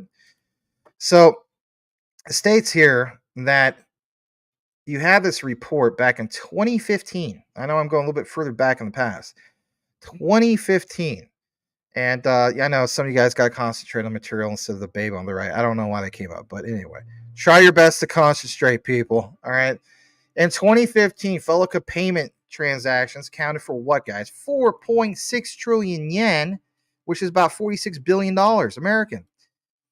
Then, at least, right, because a little bit over a report, claims that Apple introduced Felica support in Japan within the next iPhone models. Well, some people say that they haven't necessarily done that.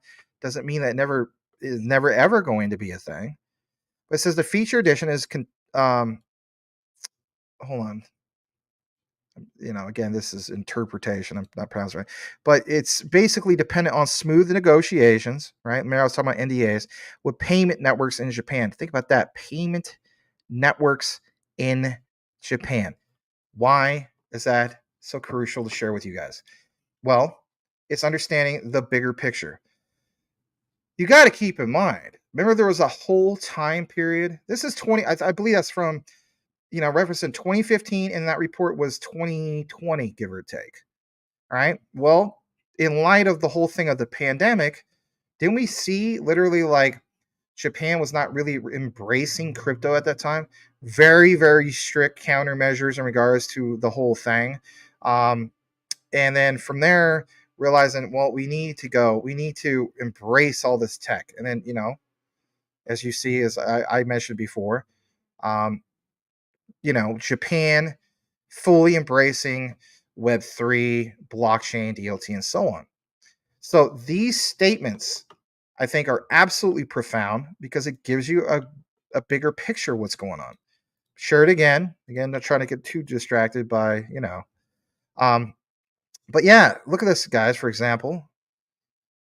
When you get further down into it, talks about Felica technology presumably will be included either way, with only software update being required to enable it. But again, back to the reference about the negotiations. It was a different time period. Maybe with this proper compliance, you do see even Japan's, I hate to say it, I shouldn't say hate to say it, I like to say it, flip of the switch moment, because everything tied to IoT with the enablers and then the key partnerships that people weren't even realizing that, this thing, Apple, Felica, that is your plug, that's your connect. So Felica to support the iPhone, and let me blow this up a little bit more. Yes, support the iPhone in Japan comes as the company continues to face competition from smaller, up and coming, look at this, guys, manufacturers in countries like Japan. Again, back to the whole reference of some of those things that we saw recently mentioned. Hong Kong going gangbusters, Taiwan, when it comes to specifically like semiconductor manufacturing plants and so on. Additionally, Gartner data showed Japan continuing to have growing demand for smartphones despite global slowdown.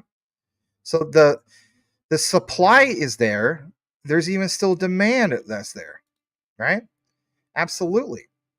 So do I have anything more in regards to this? And my answer is basically yes. I want to share this with you before we go to the next part. And that is, while there's people like Lil Bidman has mentioned that have covered all the roots of Sony's business transitions and how they took place under Kunitake Ando's leadership, you have to keep in mind all of these links that were shared, whether it's Sony's restructure announcement, and especially this whole thing, like I mentioned in the thumbnail, in regards to BitWallet. Yes, BitWallet. Kunitake Ando, NTT, back in 2001. Project was started, technically speaking, in 1999. Involved in many of Jasmy's current friends and partners. I know you don't see the screen because it's just notes. Rakuten, eventually, according to Lil Bidman, bought Bitwallet in 2011 and is now known as the EDY wallet. Why is this all significant?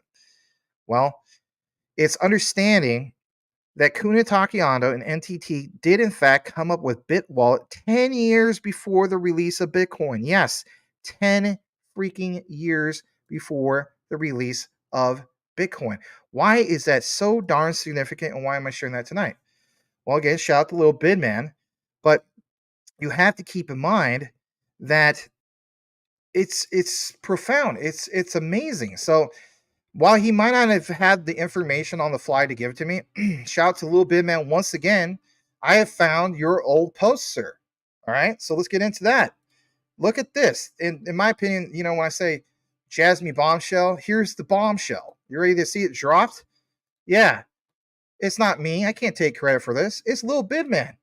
And I thank you so much. I don't know what happened. It was an accidental, ban or whatever the case be. Hey, man, appreciate you, brother. Our community appreciates you. Okay. These are many reasons why we appreciate this guy. Let's do full screen on this. Give credit where credit's due. Look what's mentioned here, guys. This is amazing research from Lil Bidman. Give him a follow. He deserves followers, right? Old school futurist, interested in Jasmy, Web3, Felica, and all things Sony. Yes, he understands the bigger picture. He says, led by Sony under the leadership of Kunitake Ando, currently the representative director of Jasmy, 61 companies were part of the birth of Bitwallet. Bitwallet, born in the year 2000, or inception-wise in 99 maybe. And Bitcoin, right? Like it says, 2010. I mean, in reality, what was it? White paper 2008, maybe kind of somewhat went public 2009. But yeah, that's at least a 10 or 11 year difference. Here's the reference. Let's pull this up. I think that's nice and big for you. Let me double check the screen real quick. Yeah, that's good enough. So look at this, guys. You don't think this is a big deal to recognize the past, to have an idea of where we're going here in the present and in the future for Jasmy? Bitwallet Corporation, company name, establishment 2001, capital 26.7 billion JPY, which is worth about 193 million euros, at least back then. Can you imagine how much it will be worth now? EDY brand management is their main business. Operation of what? E-money service, EDY in Japan. Now, before we get more into this, I want you to think about this. Jasmy gets that title of the Bitcoin in Japan. If you look into the whole concept of Jasmy, it's like an acronym for some of the people's names that are part of, the company, right? So it's like, we mentioned like Ando, why on the Jasmy, used to be Yoshida, he's not part of them anymore. He's more like an advisor. But when you see statements now or research where it's like, you want to know something? Maybe they really are the Bitcoin in Japan, or maybe they were Bitcoin before they were even Bitcoin. You know what I mean? Not the Bitcoin that the BSVers and all of us know of, and the BTC Maxis, and so I'm not talking about that. But to be able to create something that totally has blockchain DLT spelled all over it back in 2001, you have to recognize that. If anything, I appreciate that. That is, wow, that blew me away. And to zoom in a little bit more about this, I think is absolutely profound and it's amazing. So, stockholders, Sony Group holds what? 34.55% of that back then. Remember how we talked about NTT, Docoma, 15.88%. Look at all these other familiar players. SMBC, right? MTFG, Nippon. Remember we were talking about Nippon travel agency? You guys ever recognize that sometimes you just need to, how the saying goes, when in doubt, zoom out? How about this? When in real doubt, understand who was together from the beginning and who is still behind all of this amazing stuff right now. The industry players were there at the beginning, long before it was Jasmy. The key thing it was Sony and who they're still with. We've done tons of research, not just me, all these guys. They deserve all the credit in the world. So what the saying goes, or as the saying goes, know what you have, know why you hold it. The research, yes, the real nitty gritty research trumps the FUD 110%. Do not, unless that sounds like financial advice, but it's not. My opinion, If I was telling family members and so on, I would say, do not paper hand your Jasmy. You're going to regret it. That's just my own opinion. You got to do what's best for you and your family. But if you understand the greater picture of things, like what you just saw right there, literally 2001, and understand, wow, there was a vision about something big to be built. Are we now going to see this get, you know, sought through all the way? I think the answer is yes. That concludes the Jasmy coverage of the night. The next big coverage we're going to get into is obviously going to be Stellar. So let me take a pause to close out some tabs. And we got lots of Stellar coverage tonight. So Stellar's your thing. You want to pay attention to this. It's Soroban, it's ARF, some other key things I want to point out tonight in regards to Stellar. Why is that? Because a lot of things have happened. Have you noticed? Finally, in regards to Stellar, some decent pumps, not parabolic or anything like that, but definitely worth pointing out. One key thing you want to stay tuned for is the examples in regards to RWA tokenization and how Stellar comes into that mix. And how about this? Oracles, remember how we talked about this before? Stellar through Soroban will allow Stellar to truly compete with what? The king of Oracles, Chainlink. Now, this is not me creating tribalism. Of course not. I own Chainlink. I root for it as well. But I understand that as far as even at the prices that we're at now and market cap that we're at now, to me, Stellar seems like it's a better opportunity based on my position and other people's position and so on. Can you still enter into Chainlink and do really well? Absolutely. But we're going to recognize some of these key findings here tonight. So if Stellar's your thing, smash that like. I do appreciate you guys tuning in. We have a lot more to get into. Let's go ahead and get back into the YouTube comments. I really wish that there was live Twitter comments. Maybe at some point, somebody like Elon Musk will incorporate that. Because if anything, I'll just open up a different tab and click on that stuff, and then it'd be nice. It'd be very cool. But if you're part of the X platform, which most of you guys are, 290 of you, only 52 on YouTube right now, and you want more of that community interaction, come join your brothers and sisters in the chat right now and come join the OGs of the OGs over on the YouTube platform. If you want to stay on X, hey, I get it. I understand. All right. So what we're going to do now is we're going to jump back into seeing if I missed anything. Hopefully it didn't. And I'm glad to see that obviously like some of the familiar faces like Le Grand Commission, Lorenzo, Phoenix the Dragon, Boomer Alpha Sooner, Tim Shays, you name it, right? Goo, all you guys. Good stuff. What was that? Did I see a comment from Brian Dowie in regards to Jasmy? Did I miss that? I think I did miss that. I'm gonna have to read that. What did you say? For me to see you comment on something about Jasmy is too interesting. So the Hulk banned you for 24 hours. What else you got? Hold on. And let's see here. Brian Dowie. ARF gives some profits. I must have missed it. It's because the chat went away. Well, if I missed it, I missed it. Kind of got my hopes up in a way. In reality, it's not my hopes up. I didn't know that you got into anything other than Stellar Ecosystem, XRP, SHX, stuff like that. Velo. I know you like Velo. You like Aqua, stuff like that. So anyway. I will read just a few more comments. I'll read this from the other screen. Let's see here. Let's see here. Richie Rich Max, it's incredible how you find all of this, connect all this info together. You have truly have a gift. Oh, well, thanks. And let's see. If you look closely, there are notes on the screen. Oh, that's because it's a DM. Yeah, it kind of bleeds over. So you didn't really see anything too crazy. Brian Dowie's hitting his head. Why are you hitting your head? All right. Bring up the last screen again, Max. What was it? Was it some boobies or something? No, that's funny. It was just, some girl or something on an ad. Anyway. All right, let's see. Velo all-time highs, $1.90 without use. Imagine the possibilities when you, absolutely. We have the one and only KK. Glad to have KK in the house. Do appreciate you. All right. Jasmy is your second biggest bag. Thank you for everything. Yeah, you're welcome. One tall, was it one tall tally rand? Hopefully I'm pronouncing that right. All right. Um, Baby G, yeah, Max. Hope you can explain Jasmy or Junction as I figure it out. I honestly think what I explained on the deep dive is what Junction is. I mean, it just makes sense, but we'll see if it matches up.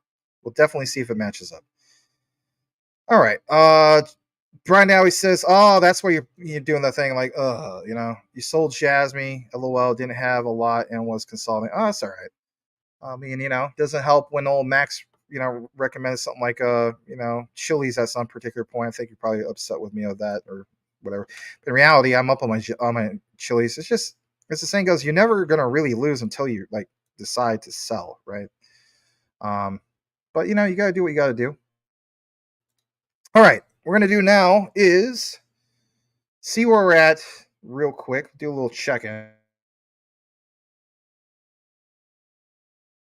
Okay, so yes, just double checking real quick. We are at what? 64 likes, 57 people on YouTube, and 297 on X. Wow. 354. My God.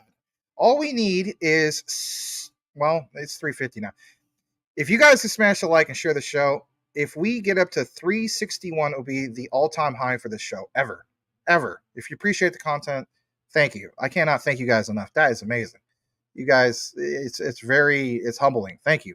All right, what we're gonna do now is pull up Stellar. Let's get the thing going on for Stellar. Lots of Stellar. It's gonna be you know, cut up, chopped up, what do you want to call it, um, into like 3 or 4 different segments. I got to tell you guys something kind of funny. Hold on, let me take this off for a second. So one time, Mike Cornwell, right, Elon Musk, and Edward Vincent, they're sending me messages on Instant Messenger, and they're like, "Hey, what are you doing tonight?" I'm like, "Oh, I'm like, I gotta kind of, I gotta I got to chop up some vids." And then I was making dinner at the time. And then the way I said it was, I guess I got fat fingers and I said, I got to go chop up some kids. And so I left my phone for like 20 minutes or whatever the case be. And then, Mike Corwell, he's like, freaking Dahmer. And he's like chopping up all those innocent kids. And then I come back to my phone and it's all this stuff about how I'm like a serial killer and, chopping up a bunch of kids. I was like, oh my God, chop up vids, not kids, vids. Anyway, it was a funny thing, but kind of you got to double check, right? When we send people messages, right? It's like you got to be careful with some of that stuff. The V is really close to some of these other keys, right? Anyway, all right. Enough about that. Let's get into the stellar coverage of the night, and I thought it was a pretty big update. So we're gonna pull this up. A lot of you guys have been wondering what's going on with Stellar, what's going on with specifically like Soroban. What do we really have? Well, here's the update. It's not necessarily today's update, but I'm gonna expand on this and if anything, give you a little bit more of my own key takeaway and why I feel as though it's important. You're also gonna see a video clip towards the end, which is going to be the icing on the cake. This is going to be basically a 3-part segment. We're not going to put it all in one thing. So here it is. And what is this all about, you may be asking? Well, it says straight from Stellar, and again, posted on the 7th, but again, check this out. This is cool. Huge milestone for smart contracts on Stellar. This thing called Band Protocol. Now, if you've never heard of Band Protocol, like I said, secure, scalable, cross-chain, decentralized Oracle. We can connect smart contracts and external data and APIs. It's decentralized Oracle. Remember how we mentioned, again, in the past, wow, watch out for Stellar, because with Soroban, this premier smart contract platform, you are going to see game changer things happen for Stellar, because now they can, for instance, especially when it comes to some of these other things, not just like NFTs and whatnot, but being able to get, for instance, entering into smart contracts should put a dent into competition like Ethereum, especially Solana. You want to see something that is going to be not necessarily to the point of like faster transactions, because we know that Solana, as far as TPS, is faster in that regard. But it's the fees. The fees definitely stand out. You have a platform that is not only allowing for on and off ramps, okay, that also, brings in traditional finance, but you're also having a mechanism that's going to allow what? Do we read that right? Yes, oracles. And as we know, Chainlink is the king of oracles. So to be able to compete with, for instance, your likes of Ethereum's, your likes of Solana's, which represent 25 to 30% of all smart contracts on blockchain, to put any type of significant debt in that is huge. But again, oracles, that's also huge. So when we talk about the whole thing of like who Stellar competes with, most people will always be like, well, they compete with Ripple, right? Cross-border payments, and they're going to do Ripple's going to do the bank-to-bank, and Stellar is going to do, for instance, the peer-to-peer. Guys, again, there's so much more to Stellar than just that, right? So what you see here about this whole thing of integration that allows developers access to real-time data, build innovative DeFi solutions. I thought I would be like, you know what, we need to get into this, and this doesn't really play much of a video, but this is an announcement. Pioneering Oracle integration on Stellar smart contracts, advancing interoperability for non-EVM layer ones. Why is that so significant? Why even point it out? Is this a nothing burger? No, absolutely not a nothing burger. So I wanted to get more into this. What you see here is absolutely crucial because, like it says, exciting integration. I'm going to full screen this. And I think it is exciting. Exciting integration. How so? Update from Band Protocol, supported by the award from the Stellar Community Fund. They have integrated their pioneering services with smart contracts on Soroban's official testnet. Now, we understand that we're going through multiple different phases of Soroban. We did phase 0 not that long ago. But again, integrating their whole thing with Oracle services with smart contracts, and especially on Soroban's official testnet. Stellar Or's smart contracts platform marking a significant step in blockchain evolution. There's a thread about this, and again, I want to get into this. User-friendly, scalable, fully featured smart contract platform built for developers on Stellar. Distinctive non-EVM platform uses Rust for programming designed for efficiency and growth. Do you ever notice that, when it comes to this, that we have great examples of, for instance, what Casper's doing? Is attracting devs to come to your platform. Yes, there's devs that are going to choose Casper. There's devs that are going to choose Stellar. But all these guys, to a sense, even though they work together, right, with interoperability and so on, you always have to recognize which one competes with who, which one might have more supply and demand compared to the other one. Again, action, reaction. So what you see here is this whole thing of how it's designed, right? And let's pull this up as well. Band protocols integration enhances the reliability and improves the security of smart contracts on Stellar, enabling access to real-time data audited by these particular guys. Runtime verification. It says they apply formal methods to improve safety, reliability, and correctness of computing systems for auto, space, and blockchain. The integration readies developers for Soroban mainnet. Don't you just love that? To ready them? Not saying, oh, we're going to throw you to the wolves. Good luck. No. It's getting your ducks in a row. This is where a lot of people like, for instance, like Cardano. But Cardano, let's face it, I have Cardano, but one of the complaints is maybe taking too much time to get around to doing anything.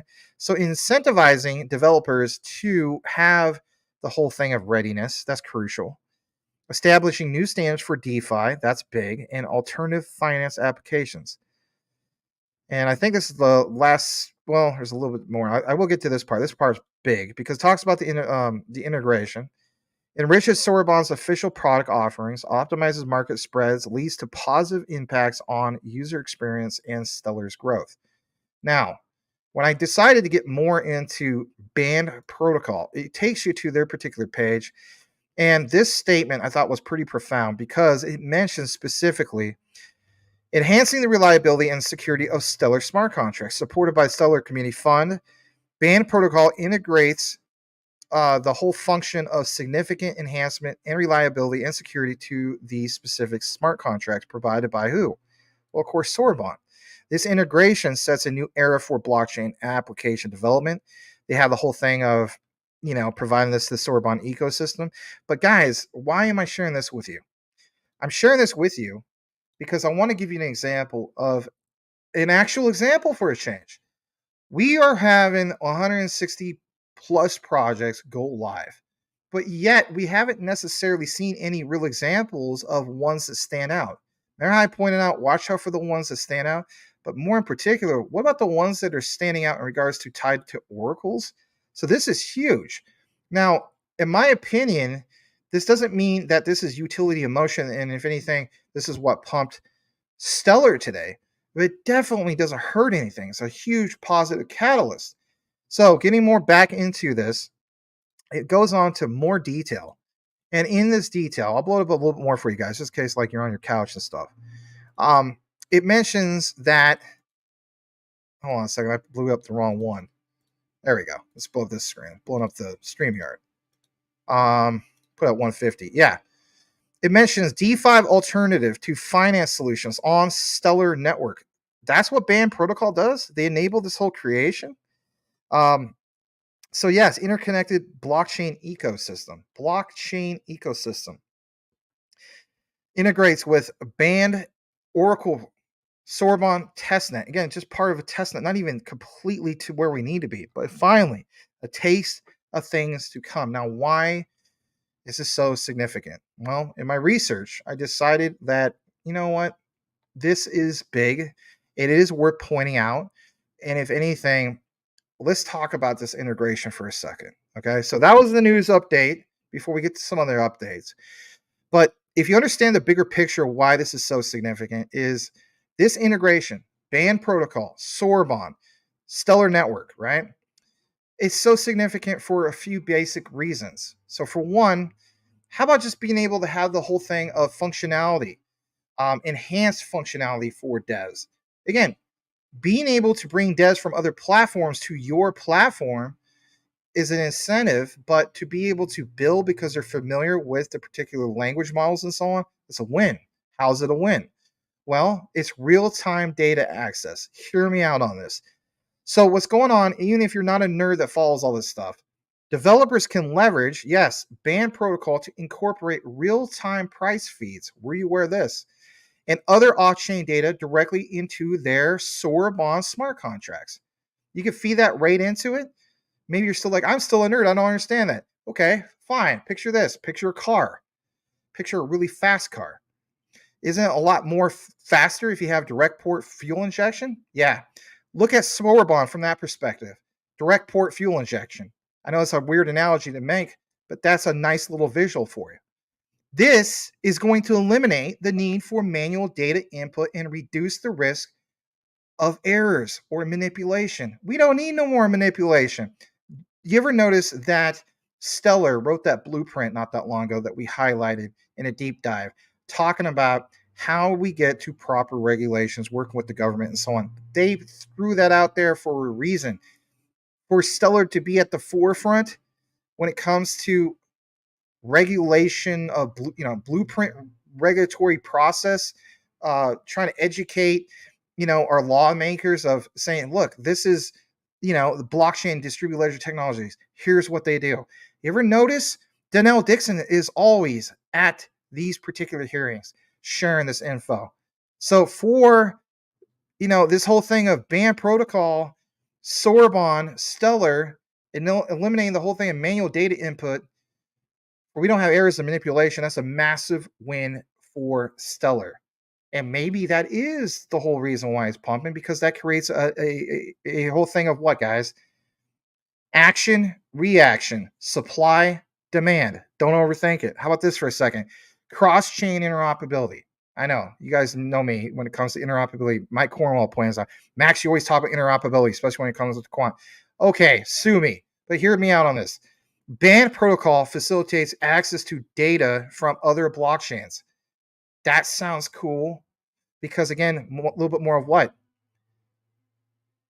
Other blockchains talking to each other. But if you have one platform, as in Stellar, looked upon as being the one to get it all done for you, again, a little bit more like supply and demand. So Band Protocol facilitating that. enabling the creation of applications that interact with who? Well, with various other ecosystems. I mean, we're going to have Stellar with Soroban talk to other ecosystems?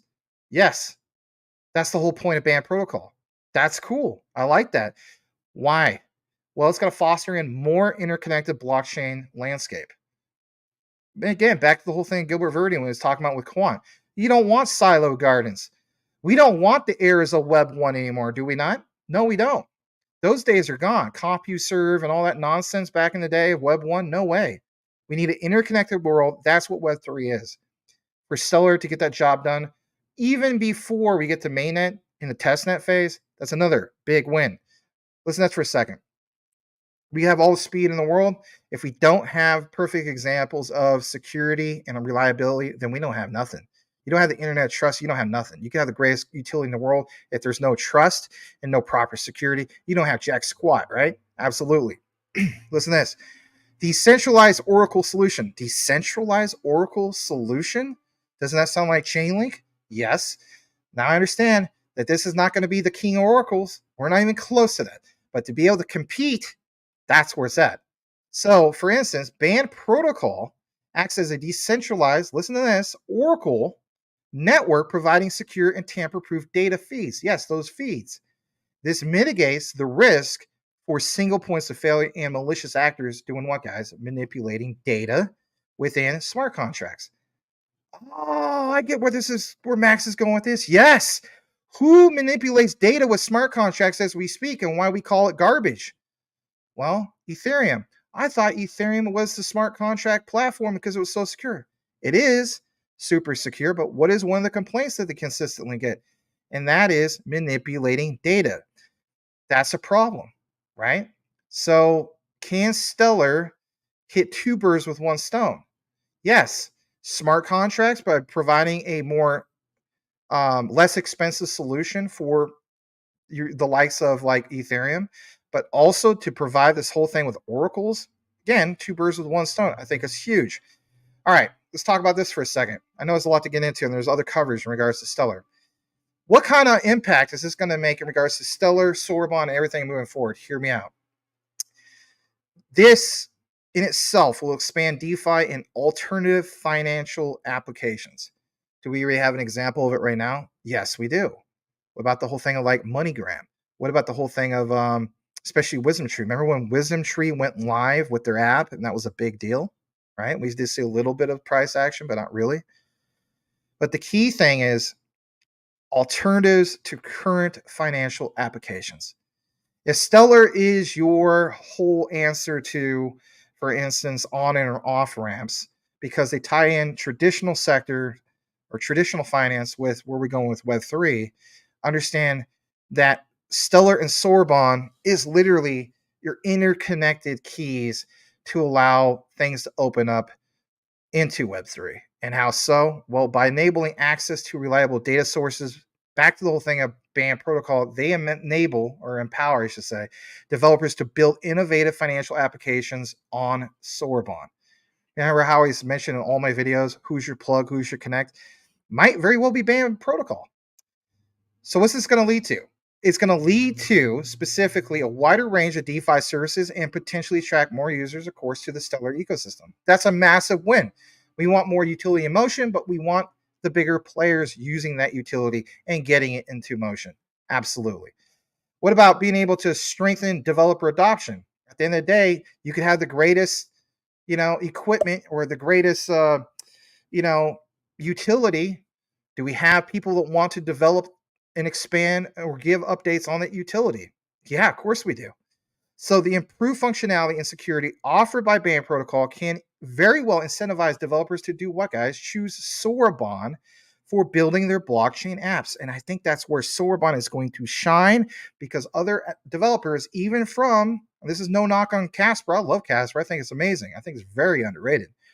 But if they had to choose one, to see one that says you only need to do this in a couple lines of code, that's game changer, right? Absolutely game changer because it's going to contribute to a more vibrant developer community, foster more growth, especially when it comes to Soroban and their ecosystem. 160 growing plus. We're finally getting examples of the ones that shine. This one to me, with the whole thing of band, um, definitely shines. All right. So, but can old Max put this in a little bit more simpler terms? I know some of the stuff, some of the criticism I get. It's okay. I could take constructive criticism, but in simpler terms, for some of you guys that just literally connected here, maybe this is your first show you ever saw in your life, and you're like fresh off this, the boat of Robin Hood or something like that. You just came from Doge. In simpler terms, this integration signifies a step forward for Stellar and Soroban because it equips developers with the tools to build, yes, to build a more sophisticated and secure application, potentially leading to these three things, and that is increase innovation in DeFi and alternative finance, enhance interoperability, of course, with blockchain. It sounds kind of like what Quant does to a sense, but not exactly because it's not blockchain agnostic. But being able to have a whole thing of a robust and attractive ecosystem for developers, as the saying goes, word of mouth spreads. And if you have a few devs that like what they built on Soroban, other devs will find out about it, and it ends up being euphoria. And that's what we all want at the end of the day. So my key thing for all you guys is, before we wrap it up, is this statement right here. And this is, again, back to band protocol. This is the icing on the cake. So on this, what does it mention? And I'll take that off so you can see it. It says band protocol. One of the key infrastructures is a pioneering data oracle for Soroban. Are you not catching this? Data oracle? Pioneering data oracle for Soroban? Isn't that basically the perfect example of saying this is how Stellar competes with Chainlink? Yes, they'll play a vital role in the network's growth. The point was Stellar smart contracts made possible by the band chain's interoperability extending beyond EVM and COSM WASM ecosystems. The integration significantly enriches product offerings on Stellar, optimizes market efficiency. Listen to this, guys. This is good. Improving the user experience. User experience. Why would we point that out? Why wouldn't we point it out? At the end of the day, what is the point of having an app if people don't like it? People don't it's clunky. I don't like when I click on this, I have to click on it 3 or 4 times. It's wonky, it's buggy. You can't have that problem. If you have devs that recognize the problems immediately, that's a win. And that in itself, if you get anybody to like your app, whether it's a game, whether it's just any type of app in general, people have to like it. And if people like it, naturally spreads like wildfire. And that's how we do get to mass adoption, is it not? Absolutely. This enhancement is anticipated to drive broader adoption of what, guys? dApps on Stellar. Isn't that what we all want? Yes, it's what we all want. Moreover, the decentralized nature of Band Oracle supports the vision of facilitating an open, inclusive financial system. So it's not just attractive to the retail, but maybe even the institutions. Because if the institutions got on board, they can recommend what? They can recommend the applications for who's under their what? Their umbrella of financial services. They say, I want to get on that because Stellar seems like a winner for me. And with that said, that's going to conclude the Stellar coverage, or that segment, right? We have a little bit more. But man, Stellar, man, I'm telling you flat out, there is so much juicy content when it comes to Stellar that'll make your freaking head spin when you get more into it. And all these people complaining that, Stellar doesn't do much. It's dead. I saw one guy say it's dead. I'm like, wow. I'm thinking, great research, like, no offense to this guy, but man, great research. Because when you understand the bigger picture of things, you'll be like, wow, I had no idea that Stellar is so much more than, peer-to-peer payments and so on. No, they are looking to change the game completely. All right. So glad to share that with you guys. I thought it was big. And if anything, my main key takeaway is recognizing all of this and giving you guys kind of like a different perspective on why it's important. The next part of what we'll get into in regards to the Stellar coverage of the night is a key finding that, in my opinion, kind of somewhat slipped into the cracks. and that is Open Systems Financial Inclusion. Yes, Stellar Development Foundation's Treasury response. Why is that significant too? Tell you flat out, not often do we get jam-packed, back-to-back-to-back stellar coverage. Remember during crypto winter 2022 and 2023, we'd be lucky if we got one update a month. Then it went to a week. And now we're consistently getting them almost every day. Stellar, HBAR every day. Come on, guys. Big dabs to all this stuff tied in the ISO, the new monetary system. Is a big deal. So thank you to all you guys that are here. We just hit new all-time highs for this program. 406 live viewers. 350 according to live viewers from X, 56 on YouTube. Man, you guys rocked. Thank you so much, man. I really appreciate it. I remember covering this stuff when all we had was one guy, literally one guy watching the show, and his name is Cody Core. Shout out to Cody Core, wherever he's at tonight, right? Very humbling. All right, so what we're gonna do now is gonna kick it back to the coverage. Let's see here. We got Patrick Collier in the house. Glad to have you, Patrick. Always appreciate Patrick in the house. Sorry if I'm not clicking on the comments at the time. I'm just trying to keep up with the balance. Tim Shea says Max Stiller is huge. Yeah, absolutely huge. I'm glad you recognize that. BCR, welcome back. On top of that, let's see here. Tim Shea says he has banned. He's up 54% so far. Great project. Awesome. See, here's the thing. Tim, I love you how you point that out. So remember over a week ago, we had Rob Crypto Future on the show, and we were talking about, for instance, Hedera doing a collaboration with Pith. And the whole thing with Pith is like, well, why was that so significant? Again, another thing that enables Hedera to compete with what? Chainlink. And it's just like, there's this common thing of these guys recognizing that Chainlink is monopolizing the Oracle market. Absolutely. We want to see more competition. And even if you're the type of person, you're like, well, I'm a Chainlink maxi, it's all about Chainlink. That's still good for you because you want to see more competition.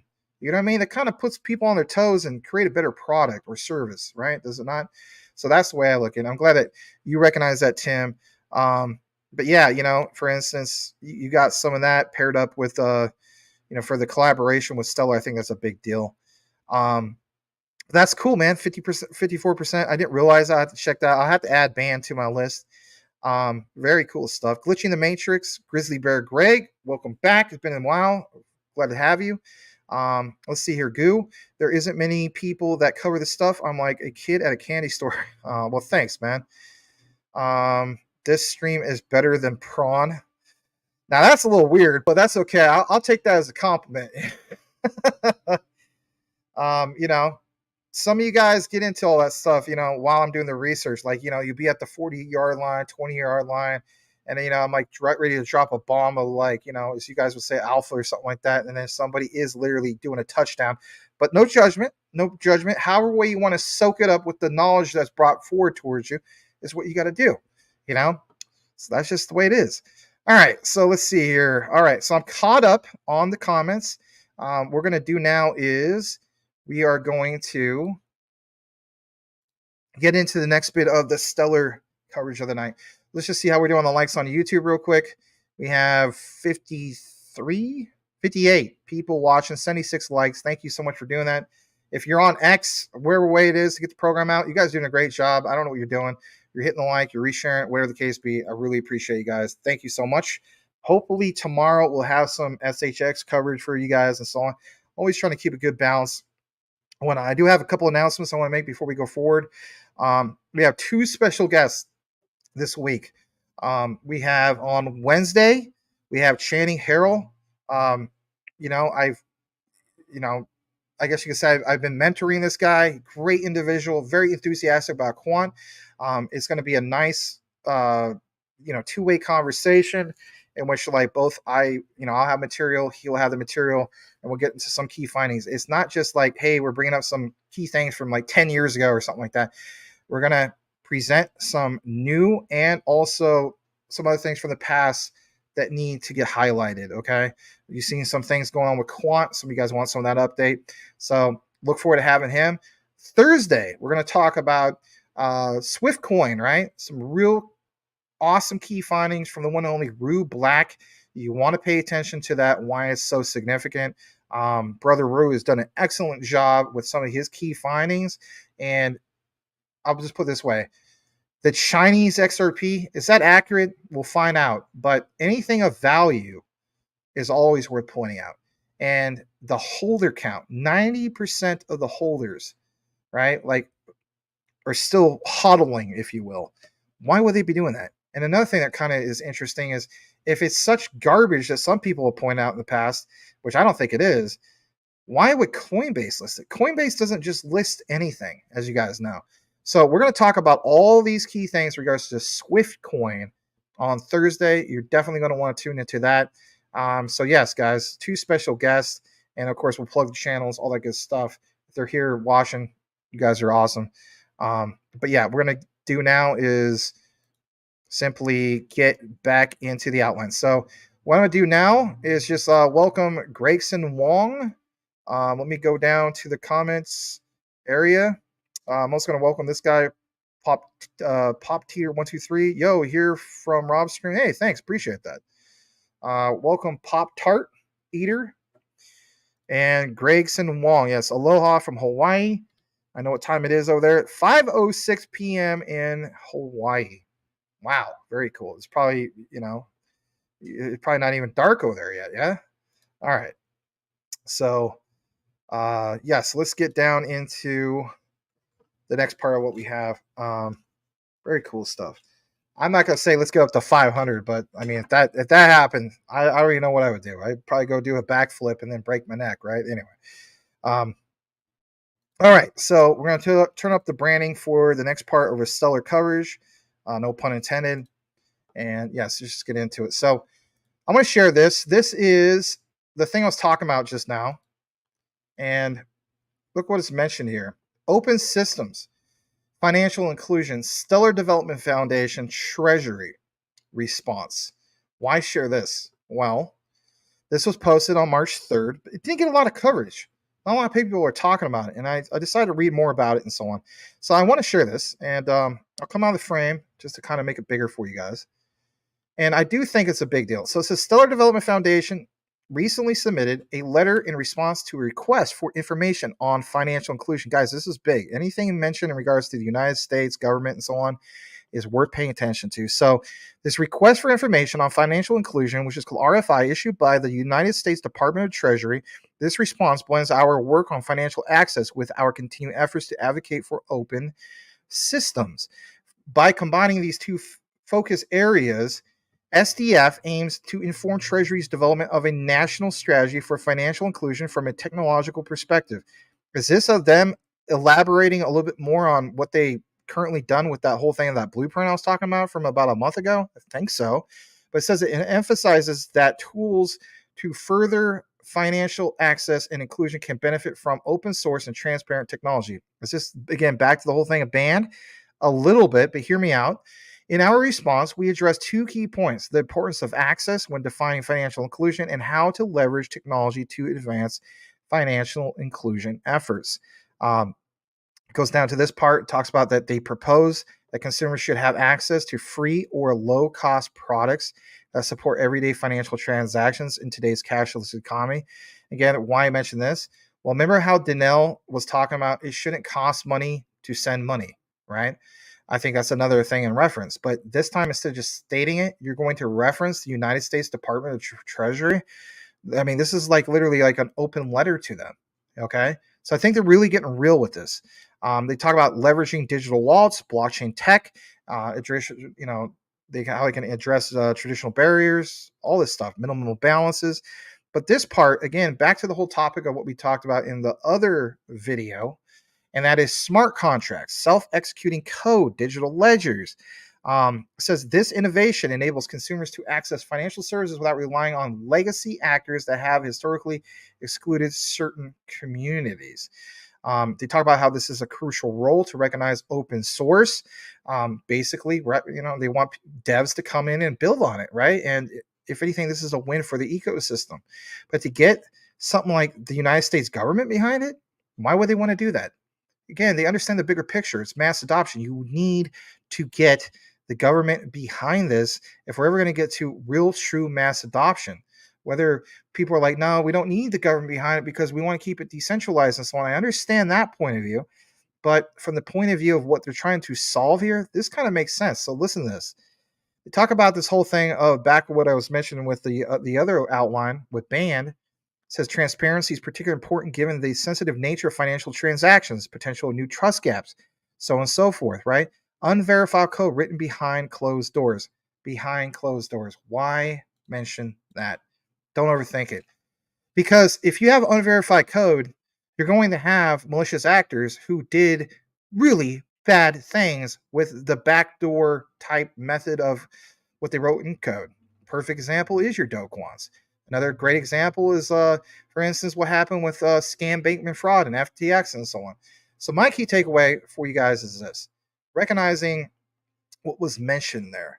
Um, that whole submitted letter in response for this request for information, financial inclusion. At the end of the day, this letter to the Treasury Department and why it's so significant for Stellar. Why is it significant for you, me, and everybody else is tuning in tonight? There's just retail holders not understanding maybe what the bigger picture is. So listen to this. This is my own key takeaway of what I think is going to happen and why it's so significant. So there's at least, let me see on my notes, 3 key things about why this is significant. Hear me out. Let me know your thoughts too. I always like hearing you guys' thoughts, especially when you type in the comments. So I do feel as though that this letter does influence policy landscape. Okay. And what I mean by that is you already seen it. You already seen it before. Danelle Dixon going to these congressional hearings. She does that for a reason. It's not because she was summoned. It's also because she needs to educate those who just don't know what we know. Okay. So policy landscape and how, whether it's Democrats, Republicans, and so on, how they're influenced. It's understanding, like, it's not just one narrative of mainstream, but it's the narrative of, hey, I'm part of blockchain, distributed ledger technologies. Here's what I'm sharing, and here's why I'm sharing it. Because it's where we're going to in the future as a society and a whole of this shift, this radical shift to the new monetary system. So, Stellar Development Foundation, they position themselves as a thought leader. Hear me out, advocating for open and accessible financial systems. This aligns with the Treasury's goals, yes, the United States Treasury Department's goals of financial inclusion, potentially influencing future regulations and shaping the overall digital asset landscape. And when we get more into this outline, you're going to hear more about, tokenization, RWA, real world assets, and so on, and how Stellar comes into the mix. This whole thing of highlighting Stellar's potential, you have to keep in mind the letter, and when you get into the whole thing, because it's kind of long, but the letter, the significance about it, and why I feel as though a lot of people kind of skipped over it, you have to keep in mind that a lot of people just want to pay attention to, well, it's the partnerships, and we want to see a big pump, and the technical analysis of why all this stuff is doing what it's doing. But again, the United States Treasury Department, like, everybody should be looking more into that, should they not? So that letter showcased Stellar's technological capabilities in addressing financial inclusion challenges. And if you want to see the letter, by the way, go to stellar.org/blog/policy, because some of you guys do ask, info in regards to all of that, And my thing is, like, I just wanted to, let you know some of the significance about it. So it's understanding the bigger picture. So yes, that letter shows the technological capabilities, in addressing financial inclusion.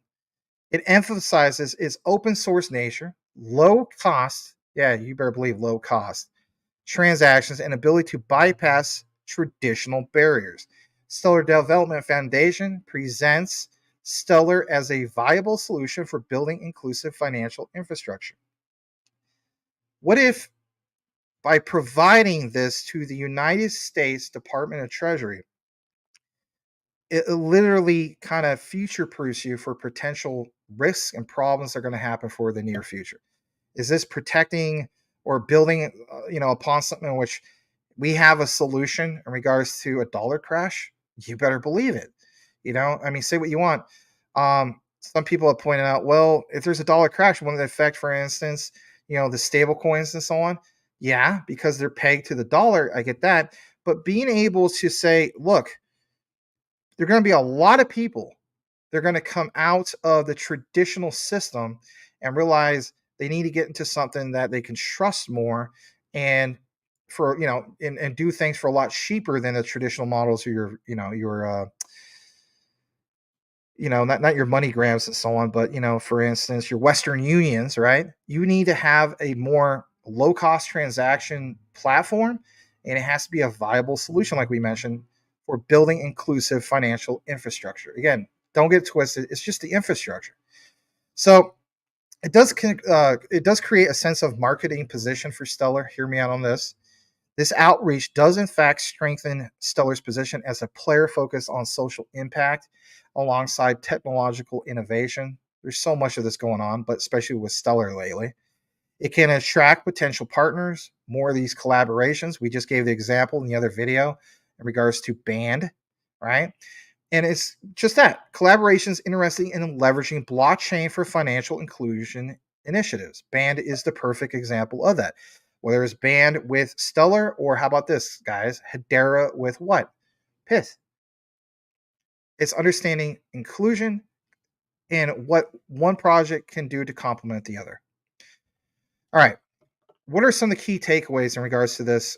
Not so much in regards to, the United States Department of Treasury, but what about Stellar, right? I mean, maybe that's why we're all here. Great question. Three key things I want to get into in that regard. Increased visibility. Engagement, for instance, with policymakers does in fact enhance Stellar's public image and also, of course, some of that recognition within the financial sector. That's a major, major win. It's also going to allow for more adoption. But what about mass adoption? Well, successful advocacy efforts, I should say, could lead to the integration of Stellar's tech in government backed or sponsored financial inclusion programs driving wider adoption. I think we've already seen that. I mean, the whole thing with Franklin Templeton, the whole thing, for instance, of some of these other key things, writing a white paper, not an XLM white paper, but an actual white paper for the blueprint for regulations and all those references that we saw about a month ago in that video that outline in that PDF of the significance of proper regulations and have it written by Stellar is absolutely huge because it makes you understand that, look, you get the Treasury on board, then it's not a case of, well, what do the Democrats in office think or what do the Republicans in the office think? Because once they understand that the Treasury is behind the tech and what Stellar is looking to do, then they can both reach across, as the saying goes, party lines and be like, look, this is a no-brainer. This makes sense. Let's just get this done. And I think, honestly, that'll be the next big step for all of us moving forward. That's a win, right? Even if you're not into Stellar, a win for something like that's a huge win for anybody that's into this. Overall, guys, it's like this. This initiative signifies a strategic move by the Stellar Development Foundation to leverage its technology for social good while simultaneously advocating policies, right? There's lots of different policies that favor open and accessible financial systems for numerous reasons that we outlined and all the other examples of what we talked about on this live show tonight. This approach can lead to increased visibility, potential adoption, and inclusion programs. Think about how many different inclusion programs there are out there. We've been talking about a lot of these. It's not just, for instance, some of the ones that we mentioned tonight in regards to band. But this approach in itself, the reason why I'm bringing it to you guys is because I feel as though that it can lead to increased visibility, and that would potentially lead to more mass adoption and inclusion programs even further out that we maybe have never even heard of or just kind of emerged out of nowhere. It's a win because it creates a sense of a stronger position for Stellar in the long run. For most of us that understand Stellar, we're into this thing for the long game. We're not complaining about, Stellar's not up, it's down. It's down 2 cents. Whoop-de-doo. Consider it a blessing in disguise if you haven't hit your goals. My key thing for all of us should be to recognize what's going on with Stellar and recognize that when we talk about the one, when it comes to cryptocurrency, when we were first introduced to the concept of cryptocurrency, we probably introduced Bitcoin. But when we think of cryptocurrency, again, take out the crypto part of it, take into the whole notion of just currency. You're literally thinking of what Stellar is looking to do when you really look at it. Can I use this to buy groceries? Can I use this to send money to somebody overseas? Um, is it a better form of money transfer?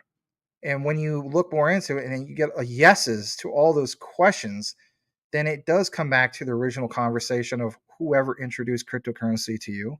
The answer is not Bitcoin, as in BTC. The answer would be Stellar because of its utility. When do we get to that mass adoption? I don't have the answer to that, but I will research with you guys things like ISO. I will research things with you guys like the quantum financial system. And I will research with you guys what Stellar is doing with the United States government and these blueprints and the connections and why they all matter. Your key takeaway and conclusion is just these two words: financial inclusion.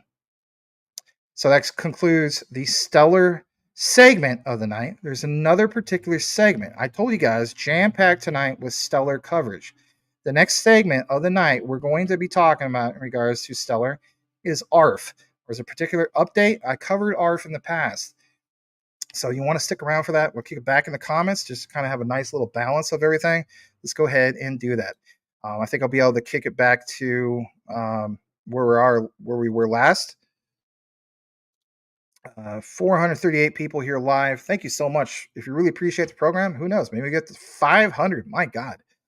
All right, let's see here. We have some other questions.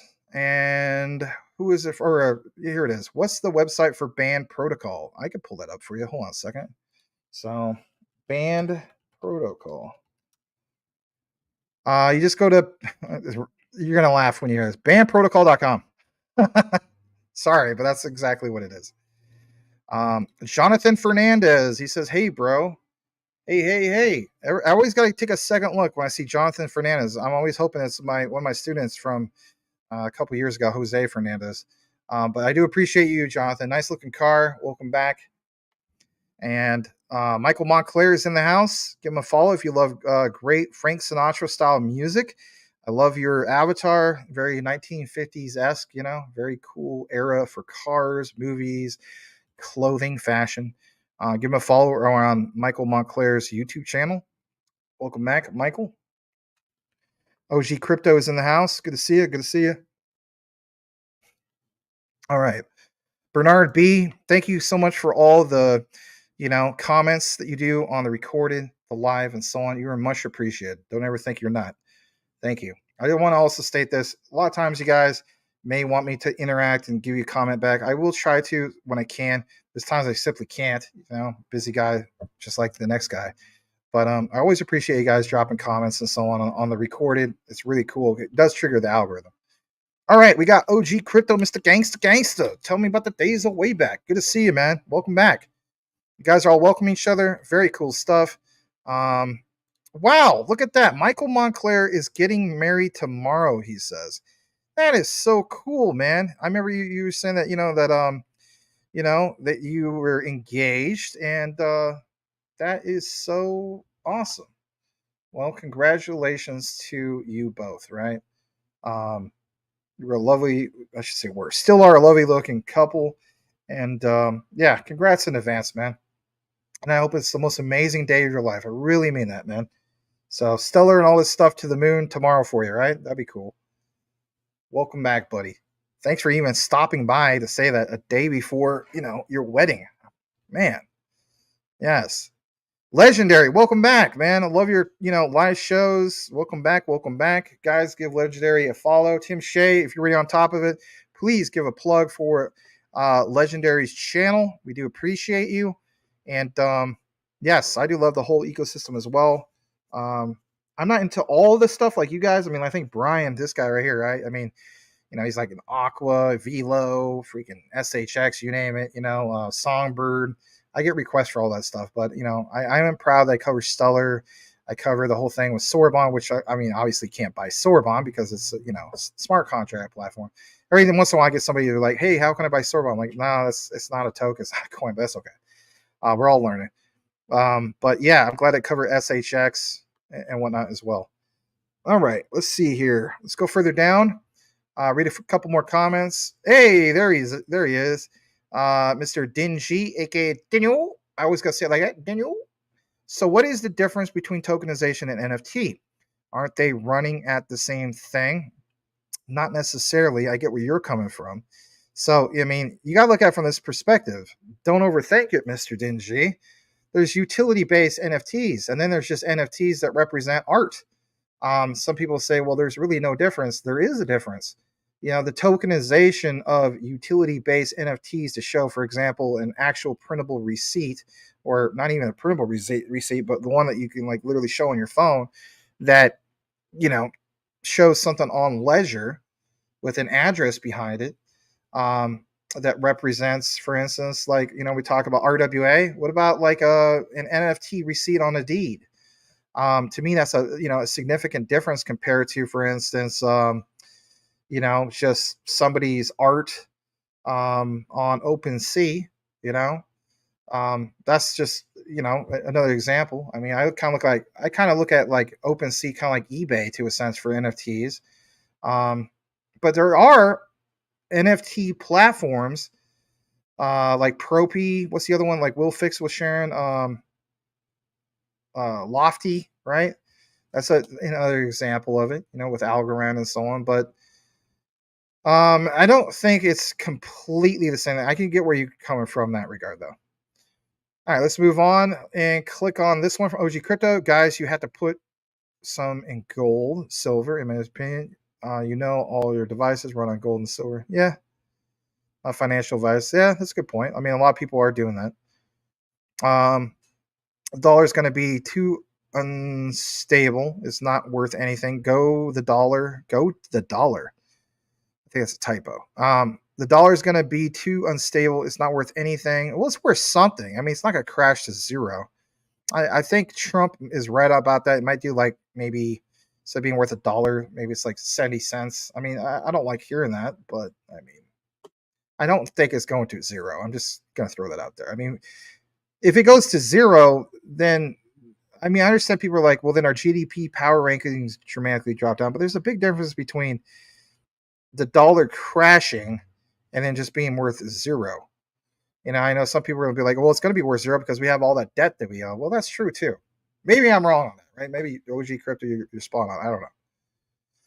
Let's read this from Elon Musk. He has an update in regards to Hamstar. There's the address. Anybody's interested? Oh my God, $1.76? Are you kidding me?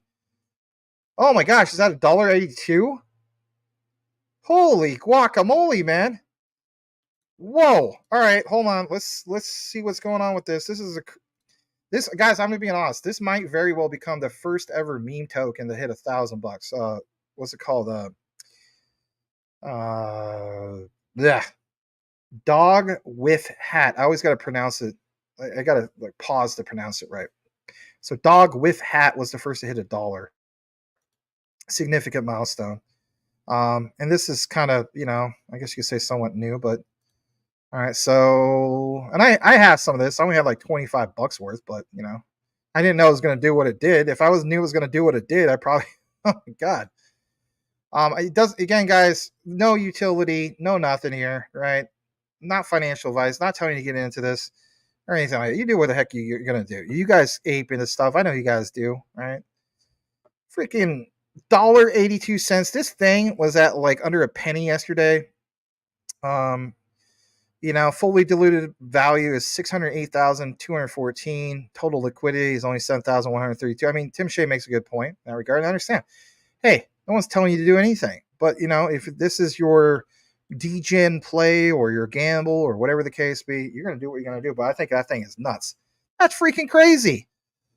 I mean, if they keep this momentum, what happens to this in a year. Remember Pepe a year ago? I never got into Pepe. I'm just saying. Anyway. All right, let's go further down. But yeah, that's nuts, Mike. Wow. All right, OG crypto. At least gold and silver have their own utility when you think about it. Yeah, that's a good point.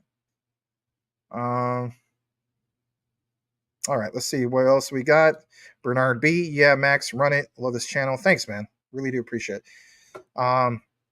Guys, I don't know if you ever appreciated the content. You're like, this guy is a pretty good guy, or you hate me. Some of the haters out there. It's cool. I don't hate you back, but it'd be really interesting if we hit 500 tonight. I don't know. I know that we have a bigger base on X, which is I had no idea. I guess it's because I put Jasmy, so and some people do like the stellar content too in SHX. Those communities have really been standing out. I don't know what's going on. Some people have been sharing it, but it says right now, guys, on the live feed, it says 403 from X, 55 on YouTube. I mean, I count my blessings. Thank you so much. Count the one by ones. Count my many blessings. See what God has done. Thank you. All right, Calvin the Fifth. Thanks, Max, for everything. Many blessings. Always. Hey, that's awesome. I just mentioned blessings. You're very welcome.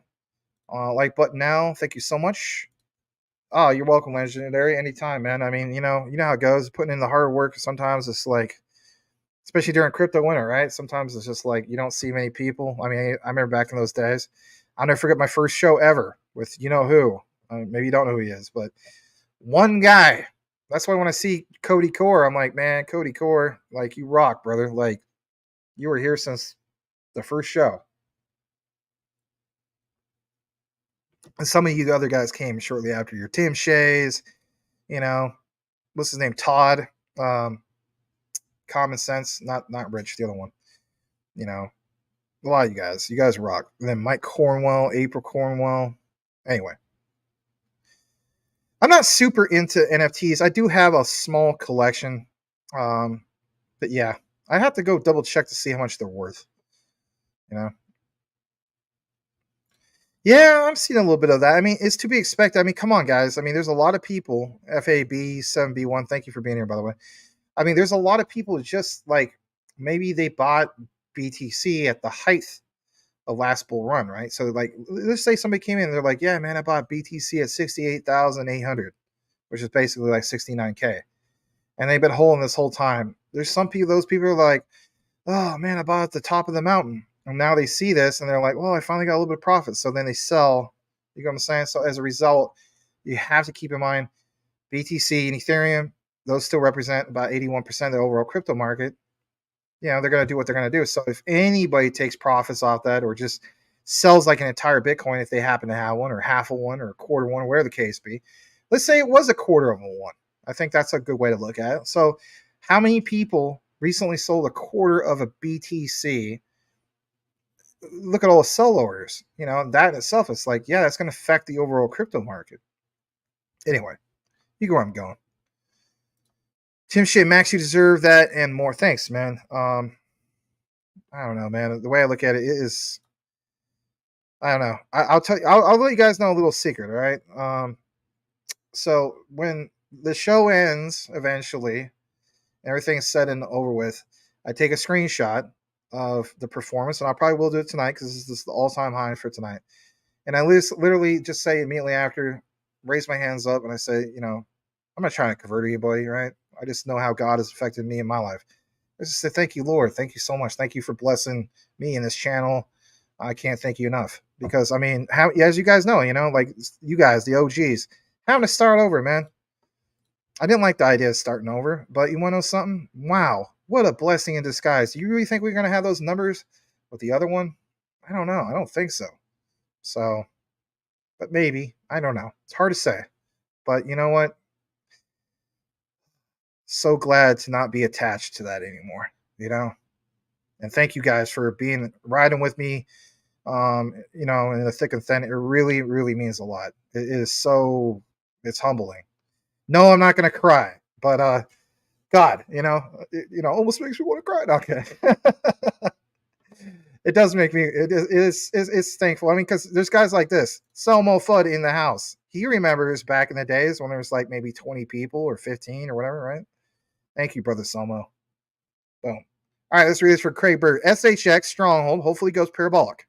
It did before. I think I'll do it again. If someone has 500,000 or more, it should be good. Yeah, that's the way I look at it. I look at it like they have the opportunity to literally be like to emerge as a standout remittance platform. Um, Maybe someday we call them like the king of remittances, right? Possibly. That's a stretch. I get that, but um, a lot of us are looking at like the low market cap gems. It's still incredibly low market cap. Anybody that's thinking about getting SHX, please. Tim Shea is right. Shout out to our brother Tim. All right.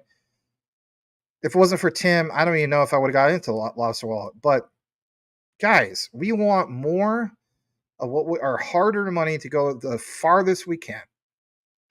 Do not buy SHX with Ethereum. Like going with Coinbase and so on. If you have to, you have to. Get out of your comfort zone. Get yourself the Lobster Wallet. LOBSTR. You could buy SHX or excuse me, you could buy XLM or you can send XLM to the Lobster Wallet and then you swap that sucker for SHX. So for example, and I wish I had the demo, but like Will Fix did this in a video. Get a visualization, and if anything, I'll probably chop that up for you guys later on. He doesn't mind me doing it, right? We always work together. We love each other like bros, right? Brothers. So 100 SHX on that swap from XLM. How much is that going to cost you if you want to call it gas, right? And a fee. 3 XLM. So XLM is what, 15, 16 cents, something like that. So let's say it's 15. So 45 cents for 100 SHX. Okay, what about 1,000 SHX? Right? 33, I think it is. 30 or 33 XLM. Isn't that way better than spending like $100, $150 in Ethereum gas fees? Of course it is. So by all means, get the Lobster Wallet. And then what about other ones that you'll be able to swap? Yeah, Lobster Wallet's where it's at. Shout out to Tim Shea. Shout out to some of our other brothers here, right? Lorenzo and so on. They know where it's at. Lobster Wallet's where it's at. Save money. Allow your hard-earned money to go way further. I'm not paid by Lobster Wallet to say that. I'm just looking at it from the perspective of, we all have bills. We want more of a bigger bag on anything, whether you're spending $100 or $1,000, right? We want to see your money go the farthest it can go. All right, let's see here. Let's read this. I think you mentioned this before. Sold at Jasmy at 100,000, but swapped for XRP, and then later on, didn't she say you got back into it? Well, it is what it is. All right, so I'm gonna go further down, see what other comments we have. Transfer XLM Lobster Wallet for swapping. I said, yeah, absolutely. Dinu, aka Dingy, order 66. We want money, but there is also the risk to get wrecked for life. It's a fine line. Yeah, that's true. Nothing's 100% guaranteed, except for quant. Oh, did I say it? No, okay. All right, no, sorry. Anyway, I'm just messing with you guys, right? Or am I? No, okay. All right. Let's go further down. All right, so we're at the bottom for the most part.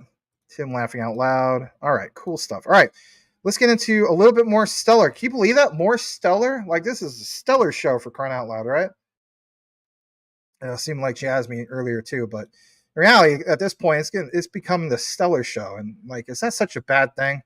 No, it's not a bad thing. I mean, all the times we went like, guys, we got an update for Stellar. Unbelievable. Oh, are you serious? All right, this is her one and only time the whole month. And then went from one, to every week. And then, so this is cool. This is so cool. If Stellar's your thing, this is a real treat for you tonight. Hopefully you appreciate the coverage. All right, so what we're going to do now is pull this up. This is in regards to ARF. I've covered this in the past. I think it's very significant to get more into this. But yeah, check this out. Let's go ahead and share it on the screen. Here's the particular update. This was March 6th, but a lot of people, again, didn't necessarily cover it. I know some other influencers did, but they have their perspective. I have mine. Nothing against them. I want to get more into a little bit of the nitty gritty of this. I don't think it's something that should just get swept under the rug. Okay, not a rug pull, but swept under the rug. So let's go ahead and full screen this. ARF. Now not talking about a dog arf arf, but they got to, you got to get credit where credit's due. Exciting milestone. ARF exceeds 1 billion liquidity. And look at this statement. Quote, our goal is clear, says Ali Erhat Nalbant. He's the co-founder and CEO of ARF. He says to empower global financial institutions to break free from traditional constraints and enable them to pioneer a financial infrastructure that's accessible to billions in the coming decade. Remember during the whole thing of the band coverage and the other video? In that other segment, we talked about the pioneers, and we talked about the whole thing of, you know, enabling institutions to, I guess you could say, break free from all this, right? So this statement, 1 billion on-chain liquidity volume, powering the future of global payments with receivable-backed liquidity. This is something I mentioned a long, long time ago. I mentioned that watch out for ARF and Stellar. Why is that? Because this whole notion that, and this is not FUD, I don't do that. I love Ripple's XRP. I hold that, right? But I look at it from the perspective of there's narratives. And one of the narratives that always exists when it comes to XRP and Stellar is that when it comes to XRP, you have the ODL solution, and that's what makes them stand out. True, right? On-demand liquidity would have solved so many things if, especially last recession, right?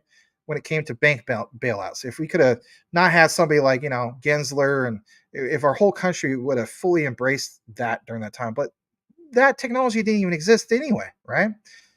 My thing is this: ARF, Stellar. You have to look at ARF and Stellar in the similarly compared to Ripple's XRP and ODL, right? The on-demand liquidity. ARF, to a sense, not fully, right? Never be to the monumental scale as far as like what ODL can do.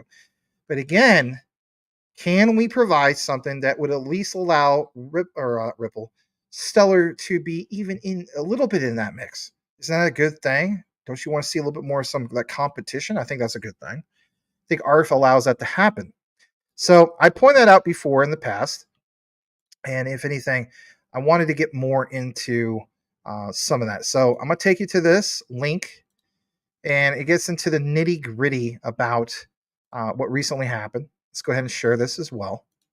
Okay.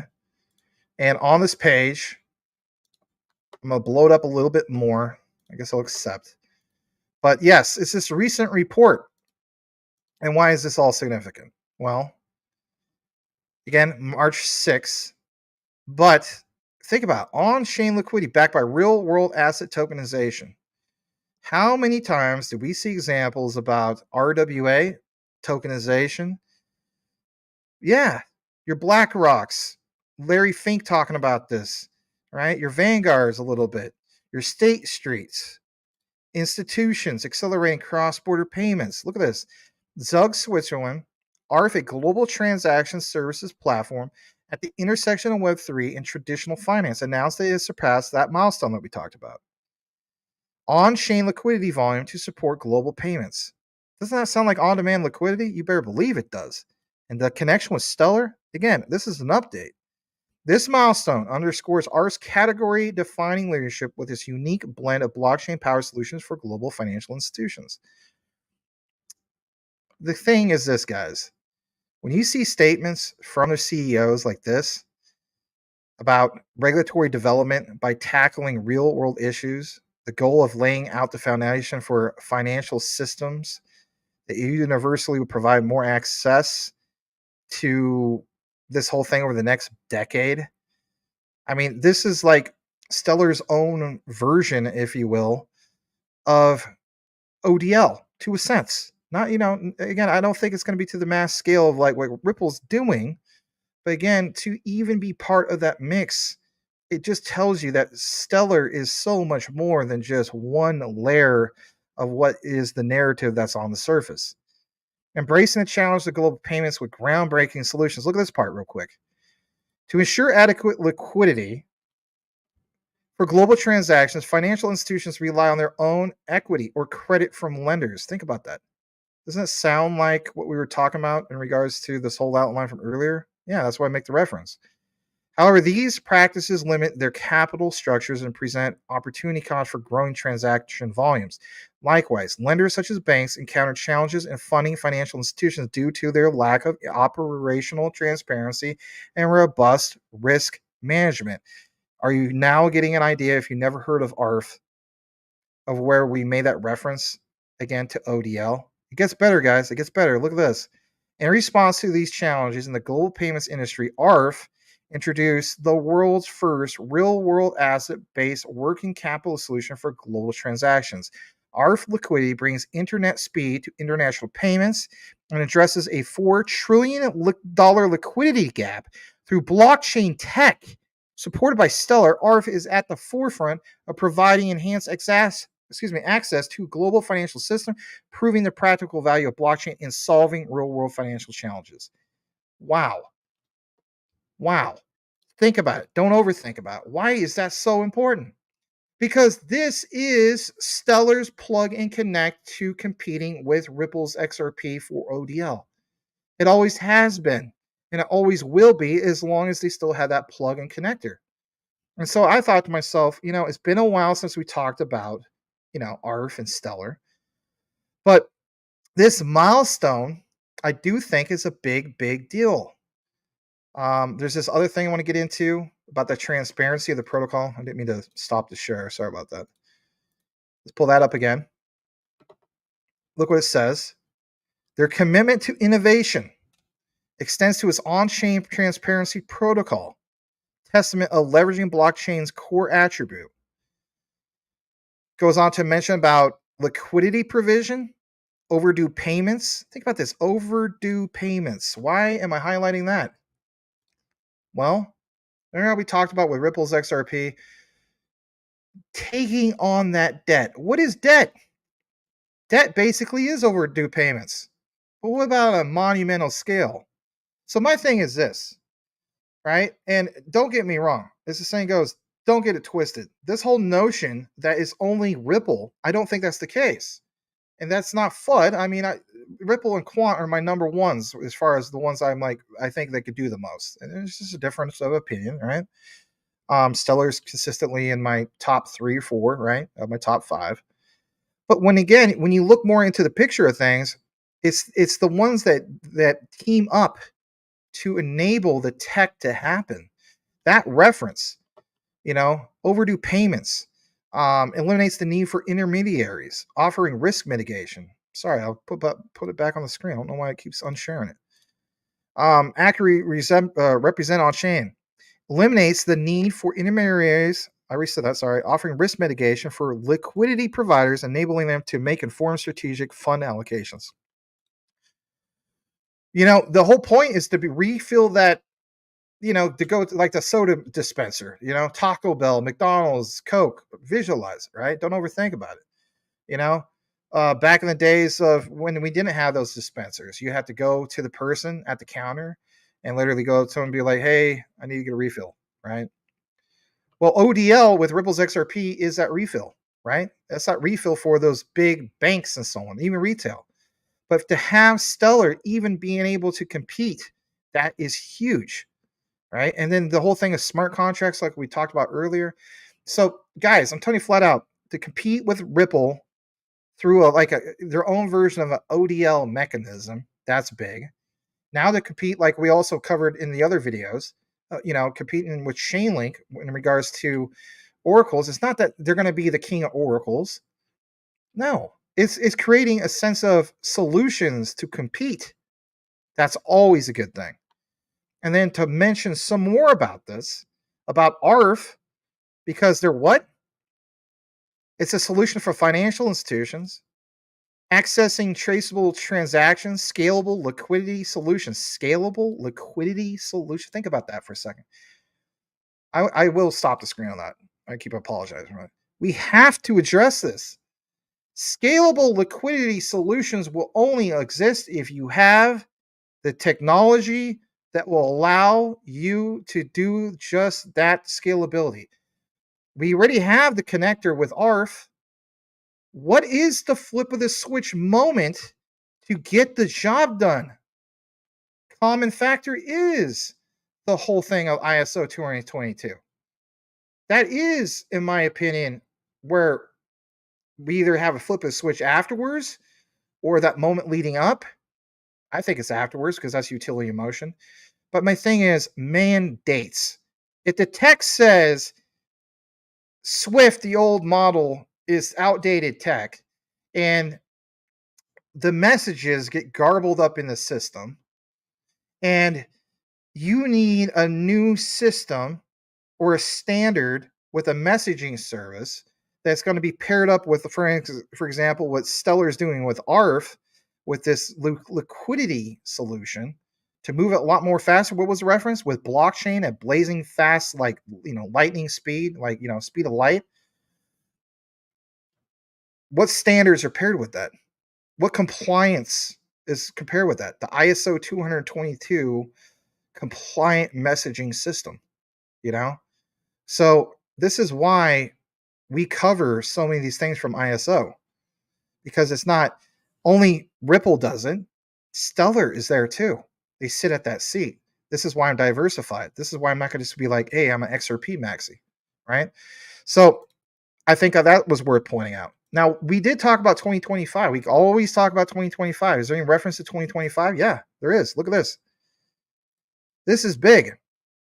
Expanding horizons in global transaction services. Look at this statement. I'll full screen this one. This is good stuff. You should see this instead of my mug. ARF in itself is expanding horizons into global transaction services, targeting 100 billion in transactions by 2025. Some people say, well, that's just a coincidence, Max. That's just the next year. I mean, I see where you go with this. Okay, I hear you. But the strategic move aims to eliminate traditional obstacles. What are some of the traditional obstacles? Well, don't get it twisted. Traditional obstacles would be the likes of Swift, the MT messaging standard.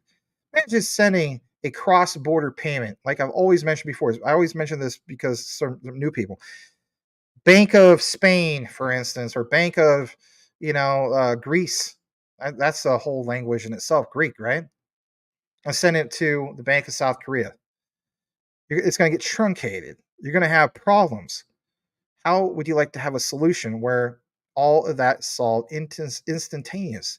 So you're using the tech of ARF, you're using the tech of Stellar, and you combine that with ISO 222 because there's a mandate.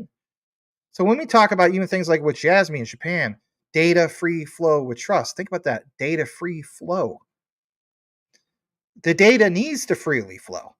There can't be any issue of, for instance, liquidity provisions that causes the messaging standard, if you will, to get lost in translation. ISO 222 solves that. So you have two things being solved.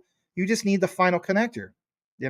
It's literally like, pretend this was a wire, right? It's not. This is my back scratcher, I know.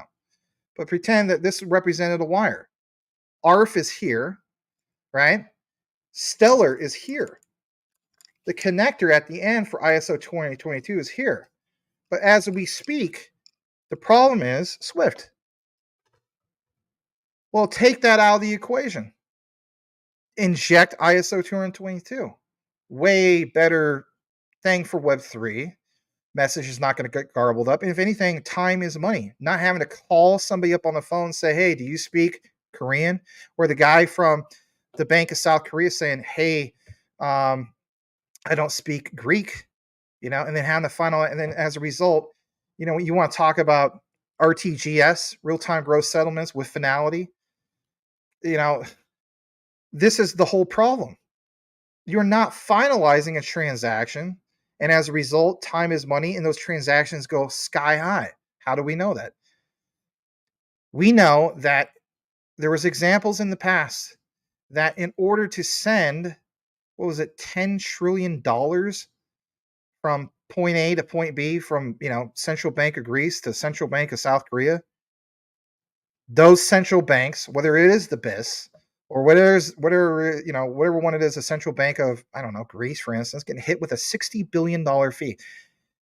Stellar, as we know, will do $10 million in stable coins for what, guys? 0.5 zeros and a 1. Now, multiply that by some of these crazy figures. You don't think that you're ever going to see more than 25 cents or a dollar on Stellar? If time is money, and it definitely is, again, understand why you hold Stellar. Understand why you hold XRP or any of the stuff tied to ISO 220, kind of going off the rails here. But I wanted to point that out. And I do think it's crucial to understand the bigger picture. Traditional obstacles is obviously the likes of Swift. Liquidity, right? Limited liquidity access to the global payments industry supported by ARS Transparency Protocol, scalable liquidity. This initiative ensures a more inclusive and efficient financial industry. But we do need some things to be finalized, ISO 222 and so on. So I want to address this in closing. Here's some of my conclusion in regards to the research and the key findings. And basically speaking, let's put this back on. It's like this. You have to keep in mind the significance of this, like the goals that were mentioned by Ali Erhat Nalbant, the CEO of ARF. The breakdown of the significance. There's a few key things I got to break down before we conclude this, because there's a lot of Stellar coverage tonight, is there not? And there's a little bit more, believe it or not. And that'll be the last one. So what is the significance? Well, for one, as we know, it's a significant milestone for ARF. We already talked about that. But the other significance is a validation of that basic concept that we talked about. Why is that crucial? Well, it's this achievement, big milestone. It validates the effectiveness of ARF's approach to bridging the gap between traditional finance and the world of Web3 decentralized finance. By them being able to use Stellar's tech and Stellar also being able to use ARF, again, is the 2 out of 3 step approach to getting the job done for Stellar's own version of on-demand liquidity. In the future, moving forward, when anybody, if you're a fan of Stellar, if you see Stellar and ARF, you should immediately be thinking of, wow, I need to pay attention to this update. Why is that? Competing with Ripple's XRP for on-demand liquidity. Already mentioned that, won't mention it anymore. But this whole thing does address a major need. What is the major need? ARF's liquidity solution. It does, in fact, tackle a significant challenge for the $4 trillion liquidity gap in what?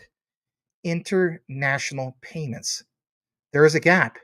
Look more into it. Who's reporting on some of this stuff? Well, some of the other guys, some of the ones that kind of, have something stuck in their throat because whatever, and it's okay. But it's not just him, it's other ones. It's understanding that there is a huge liquidity gap in international payments. Now, we know that Quant sits at the table and they provide their solution with Overledger. But again, refilling that cup, it's the refills. It's not necessarily saying, well, it's just CBDCs all the way and that's it. Look at it from a layman's point of view. Just like Ripple's XRP, recognizing, are you a retail or central bank? Do you need more liquidity? I'll fill you up. Can Stellar also fill them up? Yes, through ARF. What are some of the implications of all this for you, me, and everybody else that holds Stellar? Well, while we're talking about the retail side of things, understand there is implications in regards to Stellar getting involved in the bigger mix. So it's increased adoption, and we know this. But our success does, in fact, depend on using Stellar's blockchain tech. And that's a win for them, right? That's why they got involved with Stellar. It will strengthen Stellar's position as a viable platform for what? RWA, and especially real-world financial applications. I feel as though that this will definitely attract more businesses to explore Stellar for their own specific solutions. So it's not just saying, hey, we're going to get involved with ARF because this is going to allow us to compete with, Ripple for ODL. No, it's also saying, hey, this is going to work. And who else can we get on board to join what? Our ecosystem. Say what you want. It's not just going with a one-trick pony. Now, it will create a sense of enhanced credibility for Stellar. Hear me out. And also ARF. ARF's achievements serves as a testament in itself to the capabilities of Stellar. How so? Well, by potentially leveraging, or I should say, leading, I know sometimes get garbled up, to increase trust and adoption of the platform. Yes, a lot of people have not heard of ARF. You know, there needs to be more trust. But ISO 222 goes live, then you see the utility example in motion. That develops a sense of trust, even institutional side of trust. Say what you want. When retail sees that the institutions trust the tech, then retail will immediately follow. That, in my opinion, is a fact. Yeah, there's a few people say, no, I don't agree with it. I'm talking about the majority of retail. All right. What about ARF? We're talking about Stellar. What about ARF? Because at the end of the day, they do have a say, right? I feel as though that it's going to create market expansion for ARF. Reaching this in itself would be a huge liquidity milestone moving forward. They already have it. But it positions ARF to potentially expand its services and attract a wider range. Yes, that's right, a wider range of financial institutions. Again, as the saying goes, once they have proven that they've done it with Stellar, other institutions will follow. Then it ends up being a win for ARF, but then it also ends up being a win for Stellar because then ARF can say, yeah, we're paired with Stellar and their tech. Institutions say, we want some more of that. That's more of mass adoption. Institutional mass adoption is more appealing than retail all the way. As the saying goes, money talks. That's a lot more money compared to what? Retail side of things. In conclusion, we all got to point out some final things in regards to this R segment because there is one more stellar segment. And that is this.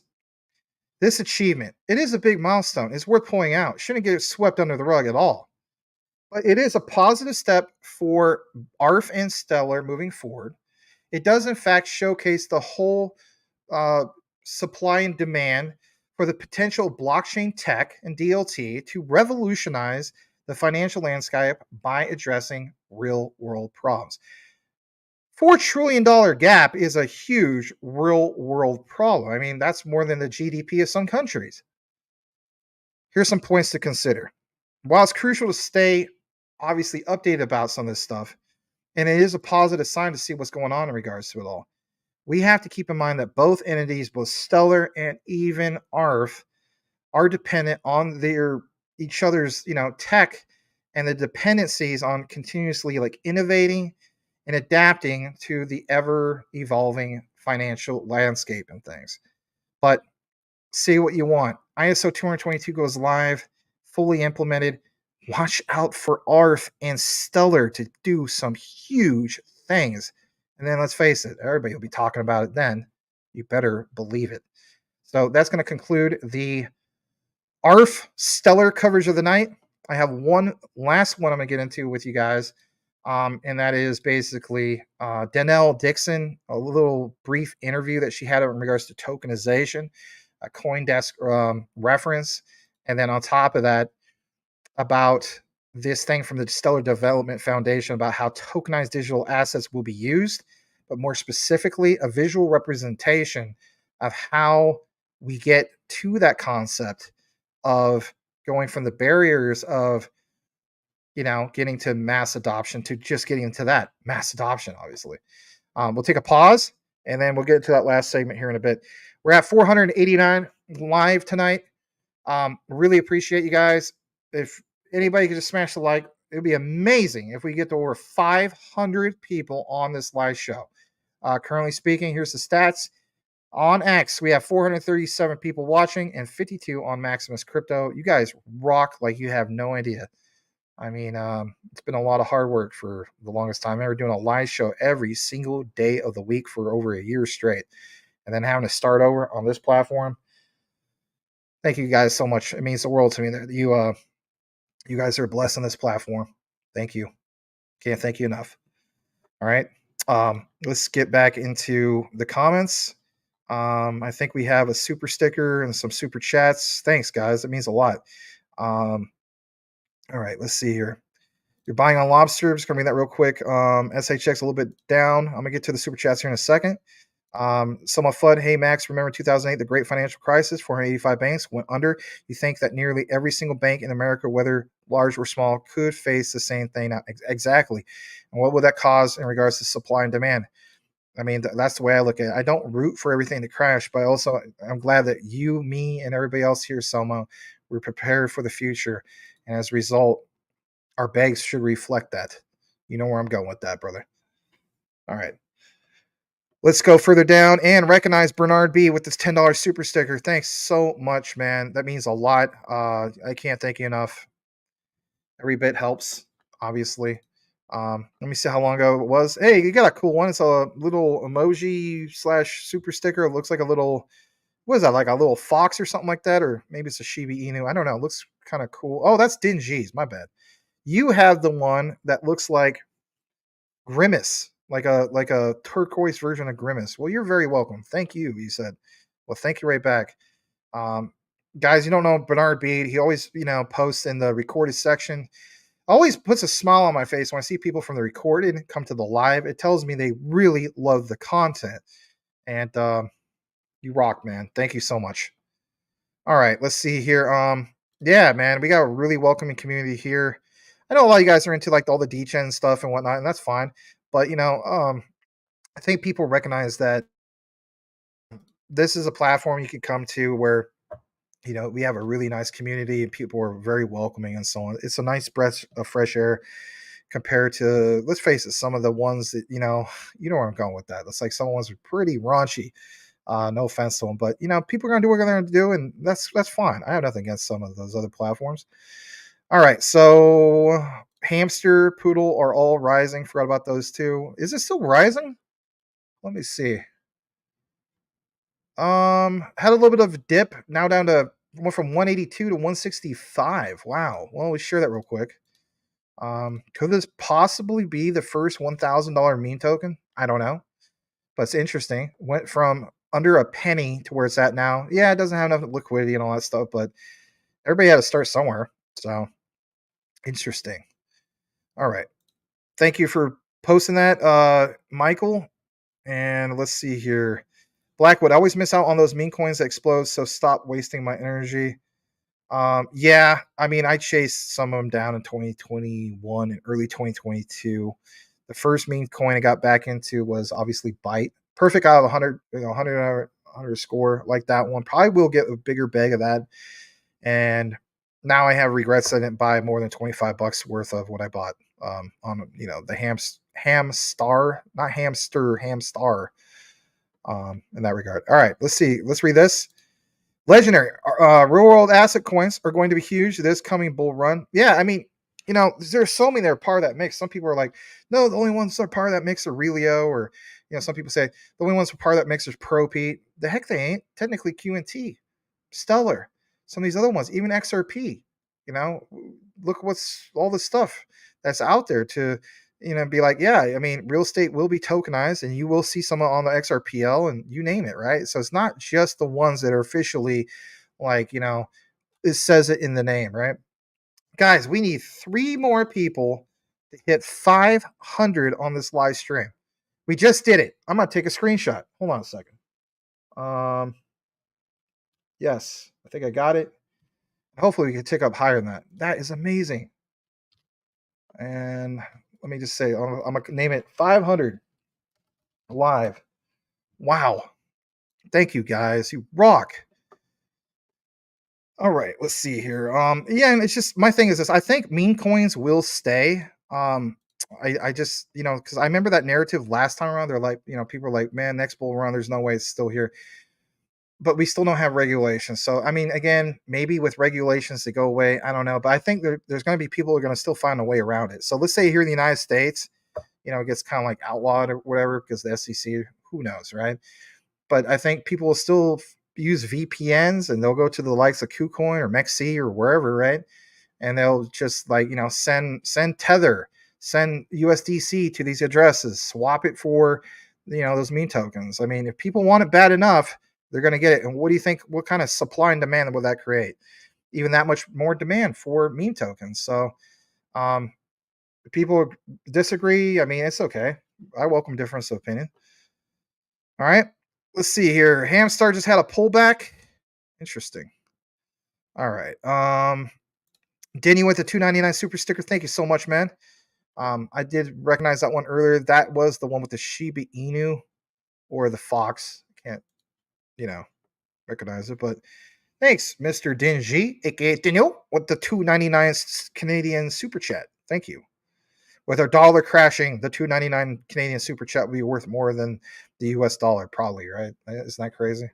I remember when I was a kid, I was not 12, I was 11. I went to Vancouver, British Columbia, and then also Victoria Island. And I remember getting off the ferry and then landing in Victoria Island. And we visited some relatives. And I think they wanted to stop at Burger King or something like that. And I remember at the time the 99-cent Whopper. Remember that back in the days? Um, yeah, it was like if you gave them American dollar, it came out to like I think $1.12 at the time. Kind of wonder what it would be now. And sayonara to the 99-cent Whopper. I did mention a Whopper, and every time I mention the whole thing of Burger King, April Cornwall mentions that she had that for the day. So I wonder if that's another case. April, if you're there, did you have Burger King again? Because that'd be really weird if you had it again. Which that's fine, but anyway. All right, let's see here. You don't talk to your parents about crypto. They will send the priest to take the demons out of me. Oh, jeez, that's funny. All right, hey, let's welcome back Crypto Coin Guy. It's just for you because we had a good show. I know you shill this and it's okay. Shout out to you. The one and only time I'm gonna do this. I just do it for you, okay? Because you probably think, man, Max always ignores this. Shout out to you and your meme token, the Elmo coin. Okay, does that make you feel good? Does that make your day? I am so blessed to have over 508 people here tonight. That I am so happy. I'll be like, hey, not financial advice. Check out Crypto Coin Guy's Elmo coin. Okay. It probably has no utility, but who cares? He wants more people to know about it. So you think I ignored you all those times? I just didn't want to click on it because it was a shill, but that's okay. I will shill it this one and only time. It's not financial advice anyway, but just because I'm so happy that there's so many people here, how about that? Okay. Does that help you? I hope it does. Thank you for being here, man. Welcome back. Yeah, you're very welcome. Um, Thank you, JH. I can't remember all that, but thanks for being here. There you go. I clicked on it. How about that? Isn't that cool? Elmo, ERC Burns are going crazy these days. Yes, yes, yes. Check out the other one that's doing great today. Hey, you like this one? Crypto Coin Guy likes Elmo. Crypto Coin Guy, check this out, man. I mention this because our brother Elon Musk is mentioning this. So there's Ham Star was under a penny yesterday. It's $1.54. This might become the first $1,000 meme coin. I don't know. May have a meme coin. I don't know. Right? You guys know what joke that is. Vancouver Island.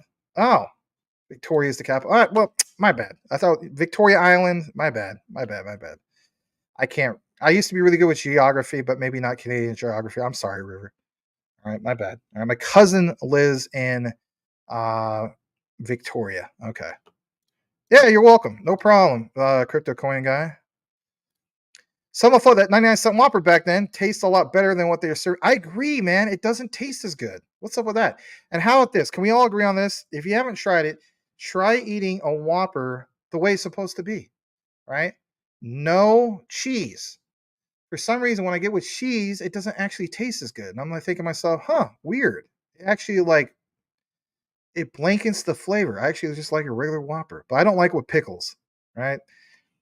Heavy onion, extra mayo, light ketchup. I don't like it when they smother a bunch of tomato sauce all over it, and no pickles. That's how Maximus takes his Burger King Whopper. All right, Burger King, proud sponsor of Maximus Crypto. No, I'm kidding. No, that's not the case. All right. I know it's not healthy to eat. Yes, I know. I know. There's a lot of things that are not healthy to do, right? So that is a good point. At least I quit drinking soda, like sugar. I try to cut out sugar out of my diet completely. But anyway. All right, we're going to do now is going to get into the last part of the stellar coverage of the night. I know, crazy stuff, right? Okay, so what we're going to do now is pull this up, and it's Danelle Dixon. All right. All right. I think we have a pretty decent crowd of everybody. Jasmy, Stellar, you name it. Nice thing is, within the next day or two, you guys are going to see literally probably like 4 or 5, stellar videos. How cool is that? Like, that never happens ever, right? No, it does not. So let's pull this up. This is from the one and only, the lovely Danelle Dixon. Yes. What does Danelle have for us? Well, I will share this with you. So she goes on to mention the other day, right? Actually, not the other, March 4th. You may think this is old. Just hear me out. I will expand on it. I promise you'll love it. There's a reason why major financial institutions prefer Stellar when it comes to tokenization. Read about it yourself. We're going to do that. Let's pull this up. So here is something I thought was really good. Okay. And that is from CoinDesk. Now, it talks about these benefits. All right. Stellar benefits in regards to tokenization. And I apologize. I got, it's new change of weather, kind of going from late winter to early spring, where you want to call it. My nose been getting itchy. But yeah, Stellar's benefits, the whole thing of this concept, stablecoin issuance, tokenized treasuries. If you didn't see the other video, or you're on the live, you tune in late, we just talked about tokenization, especially that reference to the United States Department of Treasury, and why Stellar kind of like tagged them unofficially, if you will, and explain why that was so significant. And of course, we talked about ARF, but this time around, back to the whole thing about tokenization, especially when it comes to RWA. Stellar, a leader in tokenized real-world assets, according to data from RWA.xyz, Stellar-based RWAs, real-world assets, if you didn't know what that means, make up about 40% of the tokenized treasury market. Again, back to the whole reference of the treasury that we're talking about, making it the second largest blockchain by total value locked. Now, this is where I really, really feel if you understand the greater, bigger picture of Stellar, then you won't FUD the whole idea of, oh, it's only like 15 cents. You know what I mean? Oh, it's only done a little bit. I mean, you know how many people say Stellar is dead? I just like, oh my gosh, you got to be kidding. But when we talk about your BlackRocks of the world and, State Streets, Vanguards, you name it, and they talk about the tokenization of real world assets and being put on chain, we dream about this whole notion of like, wow, BlackRock, $10 trillion in assets, and being able to, put that on chain. Now, in reality, it probably won't be the full 10 trillion. Let's just be real about that. But even if they just did 10% of that, all right, that would be huge, right? That's over $1 trillion being put on chain, and that would be contributed to the, some people say like the overall crypto market. But when you see terms like this, that with Stellar, you're going to have the second largest blockchain in regards to total value locked. You honestly think you're still going to see examples of these prices and market cap where they're at? Now, here's an example. Some people will say, yeah, absolutely, because we have all this stuff and it's not doing anything. We have these partnerships, we have examples, but we don't have mass utility in motion. We don't have mass adoption yet. But I want to get back to this for a second. If we're going to talk about BTC as being a store of value, people call it digital gold. We're 72,000 plus. Okay. It's the money for the most part stays there. Okay. And this is where people feel as though like, I'm just going to park my money into BTC and let it sit. And then as a result, it should do fine. And I also understand the whole concept of, well, way less supply BTC compared to Stellar. Very true. But can we all agree on this? If you have something like this, where literally real world assets, we're talking about like many different things to fall into that category. And that is going to be literally stored on the second largest blockchain based off a total value locked. You still believe that is only going to be worth like under $1 or 50 cents, 25 cents, whatever the case be? I mean, don't overthink it, right? So this part, many global financial institutions today hold on. For many global financial institutions today, the Stellar blockchain is the ideal platform for asset tokenization. Why? Yeah, why? A lot of people ask me that as well. Like, can you give example? I don't know, was it Dingy earlier talking about NFTs, RWA, right? But why is all that? And let's just make this bigger where you can see it really nicely done in that regard. So I'm gonna take off this as well. And yeah, let's talk about this for a second. So why? Well, for Franklin Templeton, it was the network's low cost built in asset controls and compliance features and a simple, streamlined developer experience.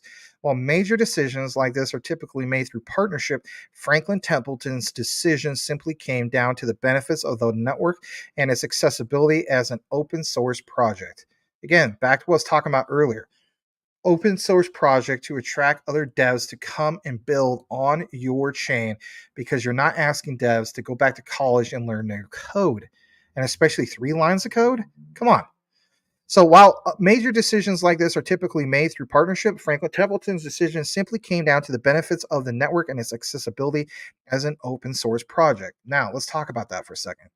So earlier we talked about specifically, ARF, and how ARF allows Stellar to compete with the likes of Ripple's XRP for on-demand liquidity. That's one utility layer. Then we talk about some of these other things, right? Especially when it comes to smart contracts and so on. Let's talk about this, because if you understand the benefits of an open source project, you will understand that RWA in itself is another aspect of what is, going to be huge for, obviously Stellar. Danelle was part of this discussion during this panel at the World Zivet Economic Forum. Jawohlist. Dixon said that she first learned of Franklin Templeton's use of Stellar when she basically saw its SEC filing in 2019, signaling that it had started work on its money market. And quote, here's a quote: "It's been really wonderful to work with them to understand why they did it and also the value that it's bringing to their new customers in or on the Benji app." As Franklin Templeton was working to bring its mutual market fund to the network and showcasing its potential of integration of traditional finance with blockchain tech, other financial institutions started to take on experiments of their own. With Stellar, asset issuers benefit from powerful built in features, enabling businesses to tokenize real world assets quickly with limited expertise needed, low development costs, and strong asset issuer controls. Okay, we have to pause on that. Now, why would I pause on this? Why would I pause on this? Think about it for a second.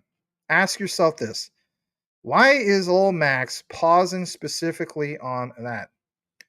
The answer is this. When you see a statement like that, and I'll just, I guess you could say, pull it back on the screen, my bad. The statement like that is profound. Why is it so profound? Because when you see that it's institutions, right, the big ones especially, recognizing the benefits of powerful built-in features, tokenize real world assets quickly, limited expertise needed, low development costs, issuer controls. What is the current thing that's going on as we speak with Soroban? With Soroban, you're attracting devs to do what? The same thing. Why is that so big? Because devs come in and build, they don't have to relearn anything. Now you have examples where institutions, the big businesses, to come in, tokenize real world assets quickly with limited expertise. Again, it's the same situation. So you are getting a 2-for-1. So you have a perfect scenario where Stellar, like I mentioned before on the other video, hits 2 birds with 1 stone.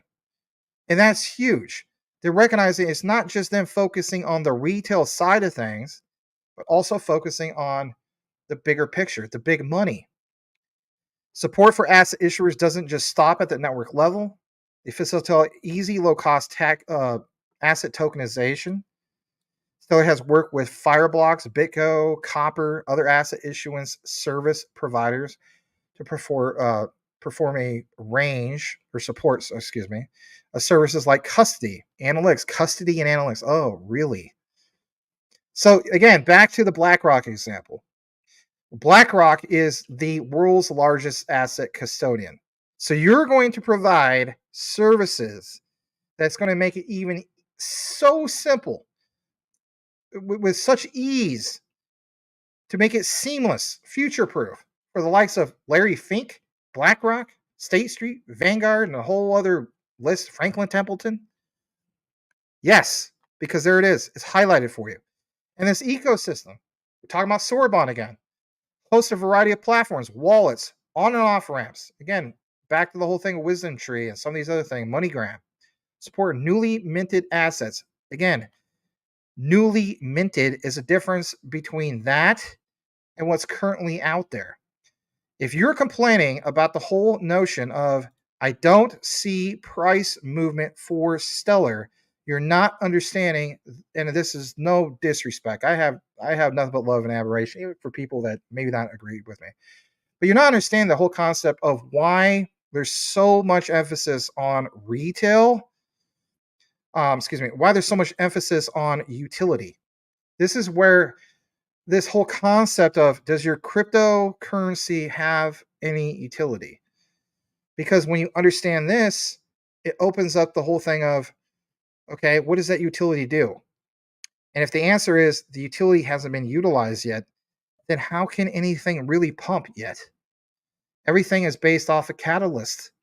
And as a result, the market reflects that.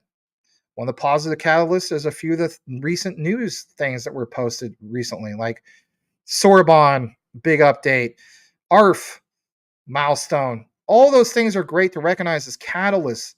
Huge difference between catalyst and huge difference between utility and motion. But can we get to that motion? And you better believe the answer is yes, because it's back to this, and I'll share it again. On and off ramps to support newly minted assets. There's so many real world assets out there, but they haven't been what, guys? They haven't been newly minted. You know, if we're going to talk about like the likes of Quant, and we do all the time, and talking about the whole thing that Overledger is going to be like an enabler, for example, like, you know, Project Roslyn, CBDCs, Bank of International Settlements, and so on. That's an enabler, right? That is a platform to use the utility to get that in motion, as in obviously CBDCs. But the same example applies to even what you see here, newly minted assets.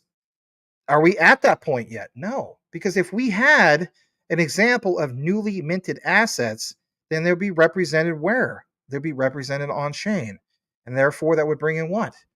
More money that would be represented on chain. We're not even close to that yet. So are we complaining about price action, or are we just simply not understanding the bigger picture? My thing is this: there will be FOMO money that will come in, and it's too late for those people. I hate to say it is. Why would you want to get into this like Stellar when it's worth hundreds or even thousands of dollars in the future? People say that's a price prediction. I don't care. I've been consistent about that. My thing is this: understand that this is still incredibly cheap as far as the price, as you and me being a retail investor. Consider a blessing in disguise for how long it still exists at these prices. At some point, just like again, back to the reference of the, you know, the World Bank, Ripple, Stellar, XRP, XLM, for what? Global stablecoins, not paid at a 1-1 ratio to the dollar, but have to have a high stable value. Why? Because the examples that you see here for the on and off ramps to support newly minted assets, this expansive ecosystem. Think about the whole bigger picture. Asset issuers to grow. Who are the asset issuers? Your BlackRocks, your State Streets, your Vanguards, to grow their addressable markets by making assets available through the many companies building on Stellar. If you understand the bigger picture of Stellar or any of this stuff tied into real world asset tokenization, then you already know what you have and you already know why you hold it. And as I always would say, the research Trump's FUD, 110%. So thank you so much for all you guys for making this the biggest show we've ever had in the history of Maximus Crypto. If you appreciate content like this instead of the typical fluff that you may get, I hate to say it, from other channels, nothing against those guys, then please make sure you tune in. We have daily shows. Sometimes they're not necessarily every day, but we try to stick to the lineup for the most part, Monday through Thursday, 9 p.m. Eastern, 6 p.m. Pacific, on both YouTube and Twitter. And let's get one last head count. 469 people on Twitter, 52 from Maximus Crypto YouTube channel. And let's get into the last bit of coverage that we have for you guys tonight. And basically, it's like this. It is from these guys. You want to join on YouTube. So if you, as much as you guys are loving X, and I really appreciate that, maybe you're driving down the road, listen to Maximus Crypto. I really appreciate you guys. Thank you so much. But if you want to join with interaction, you got to join the OGs on YouTube, such as Legendary. He has great content. You could follow him, and he has live shows and so on. And then on top of that, you could, give a dab to our brother Selmo Flood. These are all our OGs from they've been here from the thick and thin from the very beginning. So as much as maybe you guys want me to continue the show, there is a time in which everybody has to say goodbye. Hey Max, you're going to do a 24-hour live stream when Bitcoin hits 100. No, I'm not going to do that. I don't want to make myself a zombie. But that's funny. You can do that if you want. All right. And Bitcoin is signaling up to 73K. I think you're right. Thank you so much, Legendary. That's very legendary of you. You're a legend in yourself. Here's another future legend. We're going to help this brother scale up because I want to know something. I'm telling you flat out. This guy, if you love the type of research I have, let's give him a plug. He also provides excellent research. And, when we do a show together this coming Thursday, you will see that. I will give him a plug real quick. Let's pull this up. And here he is. All right.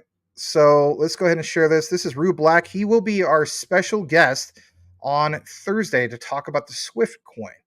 And some people already call it Chinese XRP. I know it sounds crazy. You may think like Chinese XRP. Give me a break. How about this, guys? Have you ever researched Conflux?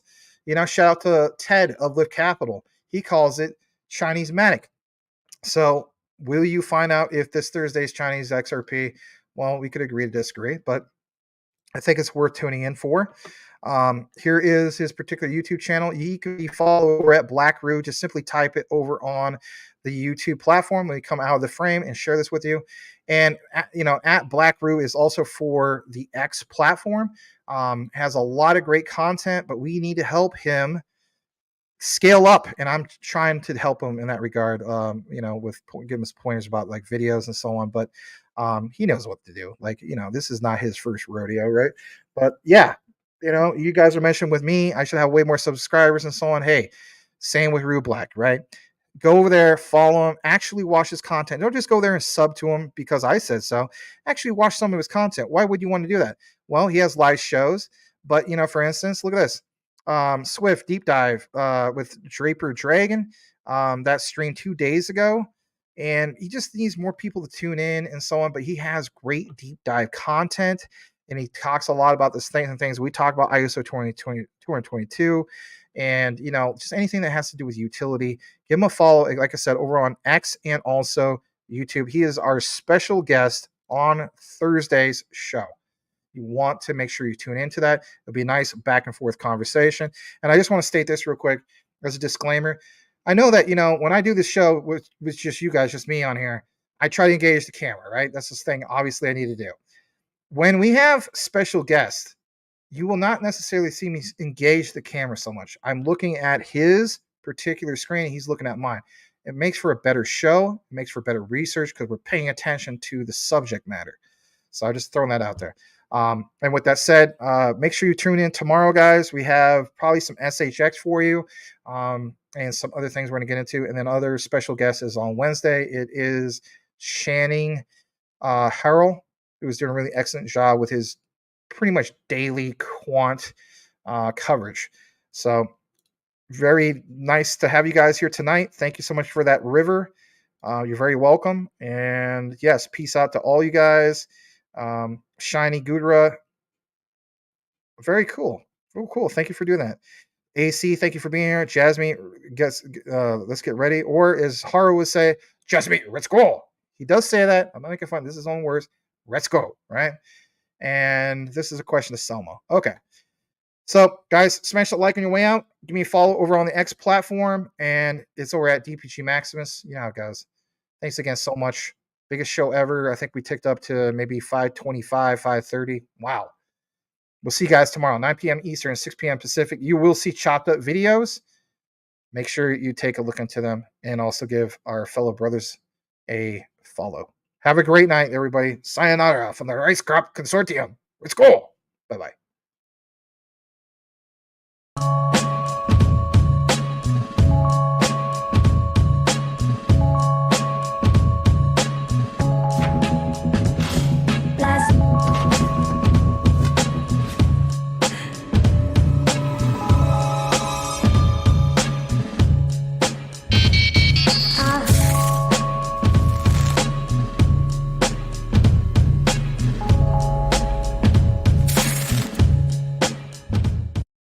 Guys ask what cold storage solution I use. I use this, and it is the Decent wallet. All right. I also, of course, have a ledger like this. All right. You can get a discount basically from going into the affiliate link, which is in all the live video descriptions and recorded and so on. And for the Yahoos that are out there, they're like, this is just a shield. And, Will Fix point this out. And it's a great point. Were you aware that you don't necessarily get a discount link just going straight to the site? No, you actually have to go through a platform like this. So how cool is that? I don't think anybody's complaining about that. But anyway, use the link, get a discount. There's another one here.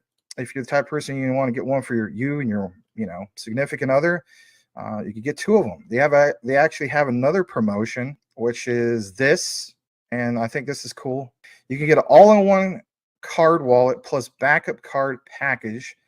Interesting. I thought that was cool. And again, one of the main key things I like about the Decent wallet is not having to do the red tape of jumping through all the hoops for XDC and the custom folder. I mean, Edward Vincent can vouch on that. Some of you guys can too as well in regards to ledger. That was a pain in the butt. You don't have that problem.